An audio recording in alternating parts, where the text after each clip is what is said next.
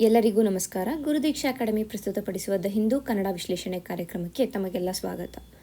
ಈ ಒಂದು ವಿಡಿಯೋದಲ್ಲಿ ನಾವು ಈ ದಿನದ ಪ್ರಮುಖ ದಿನಪತ್ರಿಕೆಗಳಲ್ಲಿ ಬಂದಿರುವಂತಹ ಕೆಲವು ಆರ್ಟಿಕಲ್ಸ್ಗಳನ್ನು ನೋಡ್ತೀವಿ. ಆ್ಯಂಡ್ ವಿತ್ ರೆಸ್ಪೆಕ್ಟ್ ಟು ನಮ್ಮ exam point of view important ಆಗಿರುವಂತಹ ಆರ್ಟಿಕಲ್ಸ್ನ ಮಾತ್ರ ನಾವು ನೋಡ್ತಾ ಇದ್ದೀವಿ. ಮೊದಲು ನಾವು ಈ ದಿನ ಯಾವ ಒಂದು ಆರ್ಟಿಕಲ್ಸ್ನ ನೋಡ್ತಾ ಇದ್ದೀವಿ ಅನ್ನುವಂತಹ ಒಂದು ಇಂಡೆಕ್ಸನ್ನು ನೋಡಿ ತದನಂತರ ಆರ್ಟಿಕಲ್ಸ್ಗೆ ಹೋಗೋಣ. ಸೊ ಮೊದಲ ಆರ್ಟಿಕಲ್ ಬಂದು UN report says India to grow at 7.2%. So ಇದು ಅಷ್ಟೇ, ಒಂದು ಕಡೆ ಈ ಯಾವ ಒಂದು UN ಆರ್ಗನೈಸೇಷನ್ ರಿಪೋರ್ಟನ್ನು ರಿಲೀಸ್ ಮಾಡಿದೆ ಅಂತ, ತದನಂತರ ಆ ರಿಪೋರ್ಟ್ನ ಹೆಸರೇನು ಅನ್ನೋದು ಕೂಡ ನಮಗೆ ಇಂಪಾರ್ಟೆಂಟ್ ಆಗುತ್ತೆ. ಅದರ ಜೊತೆಗೆ ಅದರ ಒಂದು ಕೀ ಹೈಲೈಟ್ಸ್, ಆ ರಿಪೋರ್ಟಲ್ಲಿ ಭಾರತದ ಕುರಿತಾಗಿ ಅಥವಾ ಭಾರತದ ಒಂದು ಆರ್ಥಿಕ ಪರಿಸ್ಥಿತಿಯ ಕುರಿತಾಗಿ ಯಾವ ಒಂದು ವಿಷಯಗಳನ್ನು ಹೇಳಿದ್ದಾರೆ ಅನ್ನೋದು ನಮಗೆ ಇಂಪಾರ್ಟೆಂಟ್ ಆಗುತ್ತೆ. ನೆಕ್ಸ್ಟ್ ಬಂದು cashless treatment for accident victims. So ಈ ಒಂದು ಆರ್ಟಿಕಲ್ ಏನಿದೆ ಇದು with respect to prelims important ಆಗುತ್ತೆ. ಬಿಕಾಸ್ ಹಲವಾರು ಬಾರಿ ನಾವು ಪ್ರಿಲಿಮ್ಸ್ ಕ್ವೆಶನ್ಸನ್ನು ನೋಡಿದಾಗ ಅಂದರೆ ಆ ಒಂದು ಇಯರಲ್ಲಿ ಯಾವ್ದಾದ್ರು ಹೊಸ ಸ್ಕೀಮ್ಗಳನ್ನು ಬಿಟ್ಟಿದ್ರೆ ಇಲ್ಲ ಸ್ಕೀಮ್ ರಿಲೇಟೆಡ್ ಏನಾದರೂ ಟಾಪಿಕ್ ಇದೆ ನ್ಯೂಸಲ್ಲಿ ಅಂತಂದರೆ ಅದರ ಕುರಿತಾಗಿ ಕ್ವೆಶನ್ಸನ್ನು ಬಂದಿರೋದನ್ನ ನೋಡಿರುವಂಥ ಕಾರಣ ಈ ಆರ್ಟಿಕಲ್ನ ನೋಡ್ತಾ ಇದ್ವಿ. ತದನಂತರ ಈ ಎರಡು ಆರ್ಟಿಕಲ್ಗಳು ಬಂದು USA ತಗೊಂಡಿರುವಂತಹ ನಿರ್ಧಾರಗಳ ಬಗ್ಗೆ ಆಗಿದೆ. ಸೊ ಹಾಗಾಗಿ USA ತಗೊಂಡಿರುವಂಥ ಒಂದು 500% ಟ್ಯಾರಿಫ್ ಆನ್ ರಷ್ಯನ್ ಆಯಿಲ್, ತದನಂತರ UNFCCC ಇಂದ USA ವಿತ್ಡ್ರಾ ಮಾಡಿಕೊಂಡಿದೆ. ಸೊ ಈ ಎರಡೂ ಏನು ಆರ್ಟಿಕಲ್ಗಳಿದೆ ಯಾವ ರೀತಿಯಾಗಿ ಜಾಗತಿಕವಾಗಿ ಇದು ಪರಿಣಾಮವನ್ನು ಬೀಳುತ್ತೆ ಅಂದರೆ ಬೇರೆ ಕಂಟ್ರೀಸನ್ನು ನೋಡಿದಾಗ ಈಗ ರಷ್ಯನ್ ಆಯಿಲ್ ಮೇಲೆ 500% ಟ್ಯಾರಿಫನ್ನು ಹಾಕಿದ್ದಾರೆ ಅಂದರೆ ಅದು ಯಾವ ರೀತಿಯಾಗಿ ಇತರೆ ದೇಶಗಳನ್ನು ಅಫೆಕ್ಟ್ ಮಾಡುತ್ತೆ. ತದನಂತರ ಭಾರತದ ಒಂದು ಆರ್ಥಿಕತೆಯನ್ನು ಇರ್ಬೋದು ಇಲ್ಲ ಭಾರತವನ್ನು ಒಟ್ಟಾರೆಯಾಗಿ ನೋಡಿದಾಗ ಯಾವ ರೀತಿಯಾಗಿ ಅಫೆಕ್ಟ್ ಮಾಡುತ್ತೆ ಅನ್ನೋದು ನಮಗೆ ಇಂಪಾರ್ಟೆಂಟ್ ಆಗುತ್ತೆ. ಇನ್ನು ವಿತ್ಡ್ರಾಲ್ ಫ್ರಮ್ UNFCCC ಅಂತ ಬಂದಾಗಲೂ ಕೂಡ ಇದು ಕೂಡ ಏನಾಗುತ್ತೆ ಅಂತಂದರೆ ಇದು ಪ್ಯಾರಿಸ್ ಕ್ಲೈಮೇಟ್ ಡೀಲ್ ಇರ್ಬೋದು ಇಲ್ಲ totally with respect to climate change ಈ ಒಂದು ಕಾನ್ಫರೆನ್ಸ್ ಇರುವಂಥದ್ದು. ಸೊ ಹಾಗಾಗಿ ಈಗ ಆಗ್ತಾ ಇರುವಂಥ ಹವಾಮಾನ ಬದಲಾವಣೆ ಏನಿದೆ ಅದರಲ್ಲಿ US is a major contributor. US major contributor ಆಗಿದ್ದು ಈ ಒಂದು UNFCCC ಇಂದ ಆಚೆ ಹೋಗಿರುವಂಥ ಕಾರಣ ಅದು ಯಾವ ರೀತಿಯಾಗಿ ಕ್ಲೈಮೇಟ್ ಚೇಂಜ್ಗೆ ಅಫೆಕ್ಟ್ ಆಗುತ್ತೆ ಮತ್ತು ಬೇರೆ ಡೆವಲಪಿಂಗ್ ನೇಷನ್ಸ್ಗೆ ಯಾವ ರೀತಿಯಾಗಿ ಅಫೆಕ್ಟ್ ಆಗುತ್ತೆ ಇದನ್ನೆಲ್ಲ ನಾವು ನೋಡಬೇಕಾಗುತ್ತೆ with respect to mains. So ಈ ಎರಡು ಆರ್ಟಿಕಲ್ ಏನಿದೆ ವಿತ್ ರೆಸ್ಪೆಕ್ಟ್ ಟು ಮೇನ್ಸ್ ನಮಗೆ ಇಂಪಾರ್ಟೆಂಟ್ ಆಗುತ್ತೆ. ತದನಂತರ ಬಂದು ರಿಮೂವಲ್ ಆಫ್ ಜಡ್ಜಸ್ ಕುರಿತಾಗಿ ನಾವು ನೋಡ್ತೀವಿ. ಅಂದರೆ ಏನು ಜಸ್ಟಿಸ್ ಯಶವಂತ್ ವರ್ಮಾ ಅವರ ಒಂದು ಕೇಸ್ ಏನು ನಡೀತಾ ಇದೆ ಆ ಒಂದು ಕೇಸ್ ಕುರಿತಾಗಿ ನಾವು ನೋಡ್ತೀವಿ. ಅಂದರೆ ಕೇಸ್ ಏನಿದೆ ಅನ್ನೋದನ್ನು ನೋಡ್ತೀವಿ. ತದನಂತರ ನಮಗೆ ಇದು ಪ್ರಿಲಿಮ್ಸ್ ಆ್ಯಂಡ್ ಮೀನ್ಸ್ ಎರಡಕ್ಕೂ ನಮಗೆ ಇದು ಇಂಪಾರ್ಟೆಂಟ್ ಆಗುತ್ತೆ. ಪ್ರಿಲಿಮ್ಸ್ ಪರ್ಸ್ಪೆಕ್ಟಿವಲ್ಲಿ ನಾವು ನೋಡಿದಾಗ ರಿಮೂವಲ್ ಆಫ್ ಜಡ್ಜಸ್ ಅಂತ ಬಂದಾಗ ಅದರ ಆರ್ಟಿಕಲ್ಸ್ ಇರ್ಬೋದು, ಅದರ ಪ್ರಾಸೆಸ್ ಇರ್ಬೋದು, ಅಥವಾ ಅಪಾಯಿಂಟ್ಮೆಂಟ್ ಆಫ್ ಜಡ್ಜಸ್ ಏನೇನಿದೆ ಓವರ್ ಆಲ್ ಸುಪ್ರೀಂ ಕೋರ್ಟ್ ಜಡ್ಜಸ್ಗೆ ರಿಲೇಟೆಡ್ ಆಗಿರುವಂಥ ಯಾವುದೇ ಒಂದು ವಿಷಯ ಏನಿರುತ್ತೆ ಅದು ನಮಗೆ ಇಂಪಾರ್ಟೆಂಟ್ ಆಗುತ್ತೆ. ಇನ್ನು ವಿತ್ ರೆಸ್ಪೆಕ್ಟ್ ಟು ಮೀನ್ಸ್ ಬಂದಾಗ ನಮಗೆ ಅಂದರೆ ಸೇಮ್ ಹೇಗೆ ಅಂದರೆ ಈ ಸುಪ್ರೀಂ ಕೋರ್ಟ್ನ ಒಂದು ಜಡ್ಜಸ್ನ ಇಂಪೀಚ್ಮೆಂಟ್ ಏನಿದೆ ಈ ಒಂದು ಪ್ರಾಸೆಸ್ ಕುರಿತಾಗಿನ ಕ್ವೆಶನ್ ಕೇಳ್ಬೋದು ಇಲ್ಲ ಅನಾಲಿಟಿಕಲ್ ಆಗಿ ಯಾವುದಾದ್ರು ಒಂದು ಕ್ವೆಶನನ್ನು ಎಕ್ಸ್ಪೆಕ್ಟ್ ಮಾಡ್ಬೋದಾಗುತ್ತೆ. ಸೊ ಆ ಒಂದು ದೃಷ್ಟಿಯಿಂದ ನಾವು ಈ ಆರ್ಟಿಕಲ್ನ ನೋಡ್ತೀವಿ. ತದನಂತರ ಮಾಧವ್ ಗಾದ್ಗಿಲ್ ಅವರೇನಿದ್ದಾರೆ ಇವರು 7ನೇ ತಾರೀಕು ಅಂದರೆ ಮೊನ್ನೆ ನಿಧನವನ್ನು ಹೊಂದಿದ್ರು. ಸೊ ಅವರ ಕುರಿತಾಗಿ ಇವತ್ತು ಕಂಪ್ಲೀಟ್ ಡೀಟೇಲ್ಸನ್ನು ಕೊಟ್ಟಿದ್ದಾರೆ. ಸೊ ಅದನ್ನು ನಾವು ನೋಡ್ತೀವಿ. Both with respect to prelims and mains ನಮಗೆ ಇದು ಕೂಡ ಇಂಪಾರ್ಟೆಂಟ್ ಆಗುತ್ತೆ. ನೆಕ್ಸ್ಟ್ ಬಂದು GSDP and centre states transfer, ಇದು entirely with respect to mains ನಾವು ನೋಡ್ತೀವಿ. ಬಟ್ ಪ್ರಿಲಿಮ್ಸಲ್ಲಿ ಬಂದಾಗ GSDP ಅಂದರೆ ಏನು ಮತ್ತು ಸೆಂಟ್ರಲ್ ಸ್ಟೇಟ್ ಟ್ರಾನ್ಸ್ಫರ್ಸ್ ಯಾವ ರೀತಿಯಾಗಿ ಯಾವ ಆರ್ಟಿಕಲ್ಸ್ ರಿಲೇಟೆಡ್ ಆಗಿರುತ್ತೆ ಇದನ್ನು ಕುರಿತಾಗಿ ನಾವು ನೋಡ್ತೀವಿ. ತದನಂತರ ಕರ್ನಾಟಕ ರಿಲೇಟೆಡ್ ಆಗಿ ನಾವು 3 ಇಶ್ಯೂಗಳನ್ನು ನೋಡ್ತೀವಿ ಇವತ್ತು. ಒಂದು ಕಾವೇರಿ 2.0 ಪೋರ್ಟಲ್ ಬಗ್ಗೆ ನೋಡ್ತೀವಿ, ಯುವ ನಿಧಿ ಸ್ಕೀಮ್ ಬಗ್ಗೆ ನೋಡ್ತೀವಿ, ಮತ್ತು ಧಾರವಾಡ IIT ಧಾರವಾಡ ಅಂದರೆ ಇದಕ್ಕೆ ಕ್ವಾಂಟಮ್ ಕಂಪ್ಯೂಟರನ್ನು ಫಸ್ಟ್ ಕಮರ್ಷಿಯಲ್ ಕ್ವಾಂಟಮ್ ಕಂಪ್ಯೂಟರ್ ಭಾರತದಲ್ಲೇನೆ ಮೊದಲ ಬಾರಿಗೆ ಇಲ್ಲಿ ಸಿಗುವಂಥದ್ದು. ಸೊ ಅಂದರೆ ಇಲ್ಲಿ ಇದನ್ನು ಡಿಪ್ಲಾಯ್ ಮಾಡೋದಕ್ಕೆ ನಿರ್ಧರಿಸಿರುವಂಥದ್ದು, ಅದರ ಕುರಿತಾಗಿ ಇನ್ಫಾರ್ಮೇಷನ್ ನೋಡ್ತೀವಿ. ಮತ್ತು quantum computer with respect to prelims ನೋಡಿದಾಗ ಕ್ವಾಂಟಮ್ ಕಂಪ್ಯೂಟರ್ ಕೂಡ ಇಂಪಾರ್ಟೆಂಟ್ ಆಗುತ್ತೆ, ಅದನ್ನು ಕೂಡ ನಾವು ಇವತ್ತು ನೋಡ್ತೀವಿ. ಸೊ ಈಗ ಮೊದಲನೇ ಆರ್ಟಿಕಲ್ನ ನೋಡೋಣ. UN body report sets India's 2025-2026 growth at 7.2%. So ಈ ಒಂದು ಆರ್ಟಿಕಲ್ ಏನಿದೆ ಇದು 2 ಆರ್ಟಿಕಲ್ಗಳು ಹಿಂದೂ ಅಲ್ಲೇ ಬಂದಿರುವಂಥದ್ದು. ಇದು ಫಸ್ಟ್ ಪೇಜಲ್ಲಿದೆ, ಇದನ್ನು ಕಂಟಿನ್ಯೂಯೇಷನ್ ಆಗಿರುವಂಥದ್ದು. ಸೊ ಮೊದಲಿಗೆ ಈ ಒಂದು ವರದಿ ಏನಿದೆ ಅನ್ನೋದನ್ನು ನಾವು ಚರ್ಚೆ ಮಾಡೋಣ. ಸೊ UN ಬಾಡಿ ಅಂತ ಹೇಳಿದ್ದಾರೆ. ಸೊ ಇಲ್ಲಿ UN ಬಾಡಿ ಬಂದು UNDESA ಅನ್ನುವಂಥದ್ದು, United nation department of economic and social affairs ಏನಿದೆ ಇದು ಒಂದು ರಿಪೋರ್ಟನ್ನು ರಿಲೀಸ್ ಮಾಡಿದೆ. ಸೊ ಆ ಒಂದು ರಿಪೋರ್ಟ್ನ ಹೆಸರು ಬಂದು world economic situation and prospects ಅಥವಾ ವೆಸ್ಪ್ ರಿಪೋರ್ಟ್ ಅಂತ ಇದನ್ನ ಕರಿತೀವಿ. ಸೊ ಮೊದಲಿಗೆ ವಿತ್ ರೆಸ್ಪೆಕ್ಟ್ ಟು ಪ್ರಿಲಿಮ್ಸ್ ನೋಡಿದಾಗ ನಮಗೆ ಈ ಪಾಯಿಂಟ್ ಇಂಪಾರ್ಟೆಂಟ್ ಆಗುತ್ತೆ. ಡೈರೆಕ್ಟಾಗಿ ವೆಸ್ಪ್ ರಿಪೋರ್ಟನ್ನು ಯಾರು ರಿಲೀಸ್ ಮಾಡ್ತಾರೆ ಅನ್ನುವಂಥ ಕ್ವೆಶನನ್ನು ನಾವು ಎಕ್ಸ್ಪೆಕ್ಟ್ ಮಾಡ್ಬೋದು. ಸೊ ಅದು ಬಂದು UNDESA ಆಗಿರುತ್ತೆ. ವರ್ಲ್ಡ್ ಎಕನಾಮಿಕ್ ಫೋರಮ್ ಅಲ್ಲ, ವರ್ಲ್ಡ್ ಬ್ಯಾಂಕ್ ಅಲ್ಲ, ಇಟ್ ಈಸ್ UNDESA ಅಥವಾ United Nations department of economic and social affairs ಅನ್ನುವಂಥದ್ದು. ಓಕೆನಾ. ಇದರಲ್ಲಿ ಗಮನಿಸಬೇಕಾದ ಒಂದು ವಿಷಯ ಏನು ಅಂತಂದರೆ, ಇದಕ್ಕೆ ಒಂದು ದಿನ ಮೊದಲು ಅಂದರೆ ನಿನ್ನೆ ನಾವು ನೋಡಿದ್ವಿ, ಭಾರತ ಸರ್ಕಾರ ಏನಿದೆ, ಕೇಂದ್ರ ಸರ್ಕಾರ ಏನಿದೆ, ತನ್ನ ಒಂದು GDPಯ ಬೆಳವಣಿಗೆ 7.4% ಇದೆ ಅಂತ ಹೇಳಿತ್ತು. ಏನು ಅಂದರೆ ಎಕ್ಸ್ಪೆಕ್ಟ್ ಮಾಡ್ಬೋದು ಒಂದು ಫಸ್ಟ್ ಅಡ್ವಾನ್ಸ್ ಎಸ್ಟಿಮೇಟ್ಸ್ ಏನು ರಿಲೀಸ್ ಮಾಡೋದು ಅದರಲ್ಲಿ 7.4% ಅಂತ ಹೇಳಿದರು. ಬಟ್ ಈಗ UN ಬಾಡಿ ಏನು ಹೇಳಿದೆ, ಇಟ್ ವಿಲ್ ಬಿ 7.2% ಅಂತ ಹೇಳಿದೆ. ಅಂದರೆ ಸ್ವಲ್ಪ ಕಡಿಮೆ, ಅಂದರೆ ಆಲ್ಮೋಸ್ಟ್ 0.2% ಅಷ್ಟು ಕಡಿಮೆಯನ್ನು ಏನದು UNDESA ಎಕ್ಸ್ಪೆಕ್ಟ್ ಮಾಡಿದೆ ಅನ್ನೋದು. ಬಟ್ ಸ್ಟಿಲ್ ಈ ಒಂದು ಪಾಯಿಂಟ್ಸ್ ಡಿಫ್ರೆನ್ಸ್ ಇದ್ರೂ ಕೂಡ ಭಾರತದೊಂದು ಆರ್ಥಿಕತೆ ಏನಿದೆ ಅದು ಚೆನ್ನಾಗಿ ಬೆಳೀತಾ ಇದೆ ಅನ್ನೋದನ್ನು ನಾವು ಅರ್ಥ ಮಾಡ್ಕೋಬೇಕಾಗತ್ತೆ. ಮತ್ತು ಈ ಒಂದು ಆರ್ಟಿಕಲ್ ಕೇವಲ ಭಾರತದ ಒಂದು GDP ಗ್ರೋತ್ ಬಗ್ಗೆನೇ ಮಾತಾಡಿಲ್ಲ, ಬದಲಿಗೆ ಅಮೆರಿಕದ ಟ್ಯಾರಿಫ್ಗಳಿರ್ಬೋದು, ಇಲ್ಲ ಚೀನಾದ ಒಂದು ಏನು ಎಕ್ಸ್ಪ್ಯಾನ್ಷನ್ ನಡೀತಾ ಇದೆ ಅದರ ಕುರಿತಾಗಿ ಮಾತಾಡಿದೆ. ತದನಂತರ ಜಿಯೋಪಾಲಿಟಿಕಲ್ ಸಿಚುಯೇಷನ್ ಏನಿದೆ, ಅಲ್ಲಿ ಏನು ಇನ್ಸ್ಟೆಬಿಲಿಟಿ ಆಗ್ತದೆ, ಜಿಯೋಪಾಲಿಟಿಕಲ್ ಇನ್ಸ್ಟೆಬಿಲಿಟಿ ಏನಿದೆ, ಇವುಗಳ ಒಂದು ಪ್ರಭಾವವನ್ನು ಕೂಡ ಈ ಒಂದು ರಿಪೋರ್ಟ್ ವಿಶ್ಲೇಷಿಸಿದೆ ಅನ್ನೋದನ್ನು ನಾವು ಅರ್ಥ ಮಾಡ್ಕೋಬೇಕಾಗತ್ತೆ. ಸೊ ಇದಿಷ್ಟು ಬ್ಯಾಕ್ಗ್ರೌಂಡ್ ಆಯಿತು. ಈಗ ನಾವು ಭಾರತಕ್ಕೆ ಬರೋಣ. ಅಂದರೆ ಭಾರತದ ಕುರಿತಾಗಿ ಯಾವ ಒಂದು ಇನ್ಫಾರ್ಮೇಷನನ್ನು ಈ ರಿಪೋರ್ಟ್ ನೀಡಿದೆ ಅನ್ನುವಂಥದ್ದು. ಸೊ ಮೊದಲಿಗೆ ಏನು ಹೇಳಿದೆ ಅಂದರೆ, ಡೊಮೆಸ್ಟಿಕ್ ಡಿಮ್ಯಾಂಡ್ ಬಗ್ಗೆ ಅಥವಾ ದೇಶೀಯ ಒಂದು ಬೇಡಿಕೆ ಅಂತ ಏನು ಕರಿತೀವಿ, ಡೊಮೆಸ್ಟಿಕ್ ಡಿಮ್ಯಾಂಡ್ ಅನ್ನುವಂಥ ಒಂದು ಕಾನ್ಸೆಪ್ಟ್ ಬಗ್ಗೆ ಇಲ್ಲಿ ಮಾತಾಡಿದ್ದಾರೆ. ಸೊ ಇಲ್ಲಿ ಏನು ಹೇಳಿದ್ದಾರೆ ಅಂತಂದರೆ, ಪ್ರೈವೇಟ್ ಕನ್ಸಂಪ್ಷನ್ ಏನಿದೆ with respect to domestic demand ನೋಡಿದಾಗ ಪ್ರೈವೇಟ್ ಕನ್ಸಂಪ್ಷನ್ ಹೆಚ್ಚಿನದಾಗೇ ಇರುತ್ತೆ. ಅಂದರೆ ಮುಂದಿನ ಒಂದು ವರ್ಷದಲ್ಲೂ ಕೂಡ ನಾವು ನೋಡಿದಾಗ ಹೆಚ್ಚಿನದಾಗೇ ಇರುತ್ತೆ. And at the same time middle class ಏನಿದ್ದಾರೆ, ಮಿಡಲ್ ಕ್ಲಾಸ್ನ ಒಂದು ಎಕ್ಸ್ಪೆಂಡಿಚರ್ ಇದೇನಿರುತ್ತೆ ಅಥವಾ ಪ್ರೈವೇಟ್ ಕನ್ಸಂಪ್ಷನ್ ಏನಿರುತ್ತೆ ಅದು ಹೆಚ್ಚಾಗುತ್ತೆ ಮತ್ತಷ್ಟು ಅನ್ನೋದು.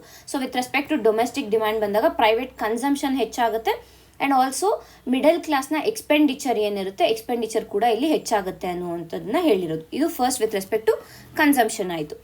Next with respect to demand ಆಯಿತು. ನೆಕ್ಸ್ಟ್ ಬಂದು ಪಬ್ಲಿಕ್ ಇನ್ವೆಸ್ಟ್ಮೆಂಟ್ ಬಗ್ಗೆ ಮಾತಾಡ್ತಾ ಇದ್ದಾರೆ, ಅಂದರೆ ಸಾರ್ವಜನಿಕ ಹೂಡಿಕೆ ಬಗ್ಗೆ. ಇದು ಫಸ್ಟು ಡೊಮೆಸ್ಟಿಕ್ ಡಿಮ್ಯಾಂಡ್, ದೇಶೀಯ ಬೇಡಿಕೆ ಬಗ್ಗೆ ಮಾತಾಡಿದ್ವಿ. ನೆಕ್ಸ್ಟ್ ಪಬ್ಲಿಕ್ ಇನ್ವೆಸ್ಟ್ಮೆಂಟ್ ಬಗ್ಗೆ ಮಾತಾಡಿದಾಗ ಫಸ್ಟು ಡಿಜಿಟಲ್ ಇನ್ಫ್ರಾಸ್ಟ್ರಕ್ಚರ್ ಮೇಲೆ ಭಾರತ ಹೆಚ್ಚಿನದಾಗಿ ಇನ್ವೆಸ್ಟ್ ಮಾಡ್ತಾ ಇರುವಂಥದ್ದು, ಒಂದು ಡಿಜಿಟಲ್ ಇನ್ಫ್ರಾಸ್ಟ್ರಕ್ಚರ್. ತದನಂತರ ನಮ್ಮ ಒಂದು ಮಿಲಿಟರಿ ಎಕ್ವಿಪ್ಮೆಂಟ್ಸ್ ಅಥವಾ ಡಿಫೆನ್ಸ್ ಸೆಕ್ಟರ್ ಏನಿದೆ, ಡಿಫೆನ್ಸ್ ಕ್ಷೇತ್ರದಲ್ಲಿ ರಕ್ಷಣಾ ವೆಚ್ಚ ಅಥವಾ ಒಂದು ಸೇಫ್ಟಿ ಸೆಕ್ಯೂರಿಟಿ ರಿಲೇಟೆಡ್ ಏನು ನಾವು ಎಕ್ಸ್ಪೆಂಡಿಚರ್ ಮಾಡ್ತಿದ್ದೀವಿ ಅದು ಕೂಡ ಇನ್ಕ್ರೀಸ್ ಆಗ್ತದೆ with respect to public investment ನೋಡಿದಾಗ. ತದನಂತರ ಏನು ಅಂದರೆ ರಿನ್ಯೂಯಬಲ್ ಎನರ್ಜಿಯಲ್ಲೂ ಕೂಡ ಪಬ್ಲಿಕ್ ಇನ್ವೆಸ್ಟ್ಮೆಂಟನ್ನು ನಾವು ನೋಡ್ಬೋದು. ಅಂದರೆ ಈ ಮೂರು ಕ್ಷೇತ್ರಗಳಲ್ಲಿ, ಅಂದರೆ ಒಂದು ಡಿಜಿಟಲ್ ಇನ್ಫ್ರಾಸ್ಟ್ರಕ್ಚರ್, ಒಂದು ಡಿಫೆನ್ಸ್ ಸೆಕ್ಟರ್ ಅಥವಾ ಸೆಕ್ಯೂರಿಟಿ ಸೆಕ್ಟರಲ್ಲಿ, ತದನಂತರ ರಿನ್ಯೂಯಬಲ್ ಎನರ್ಜಿ ಸೆಕ್ಟರಲ್ಲಿ, ಈ ಮೂರಲ್ಲಿ ಪಬ್ಲಿಕ್ ಇನ್ವೆಸ್ಟ್ಮೆಂಟ್ ಅಥವಾ ಸಾರ್ವಜನಿಕ ಹೂಡಿಕೆ ಹೆಚ್ಚಾಗ್ತಾ ಇದೆ ಭಾರತದಲ್ಲಿ. ಅಂದರೆ ಸರ್ಕಾರ ಅದರಲ್ಲಿ ಹೆಚ್ಚಿನದಾಗಿ ವೆಚ್ಚವನ್ನು ಮಾಡ್ತಾ ಇದೆ ಇವುಗಳ ಮೇಲೆ ಅನ್ನೋದನ್ನು ಅರ್ಥ ಮಾಡ್ಕೋಬೇಕು.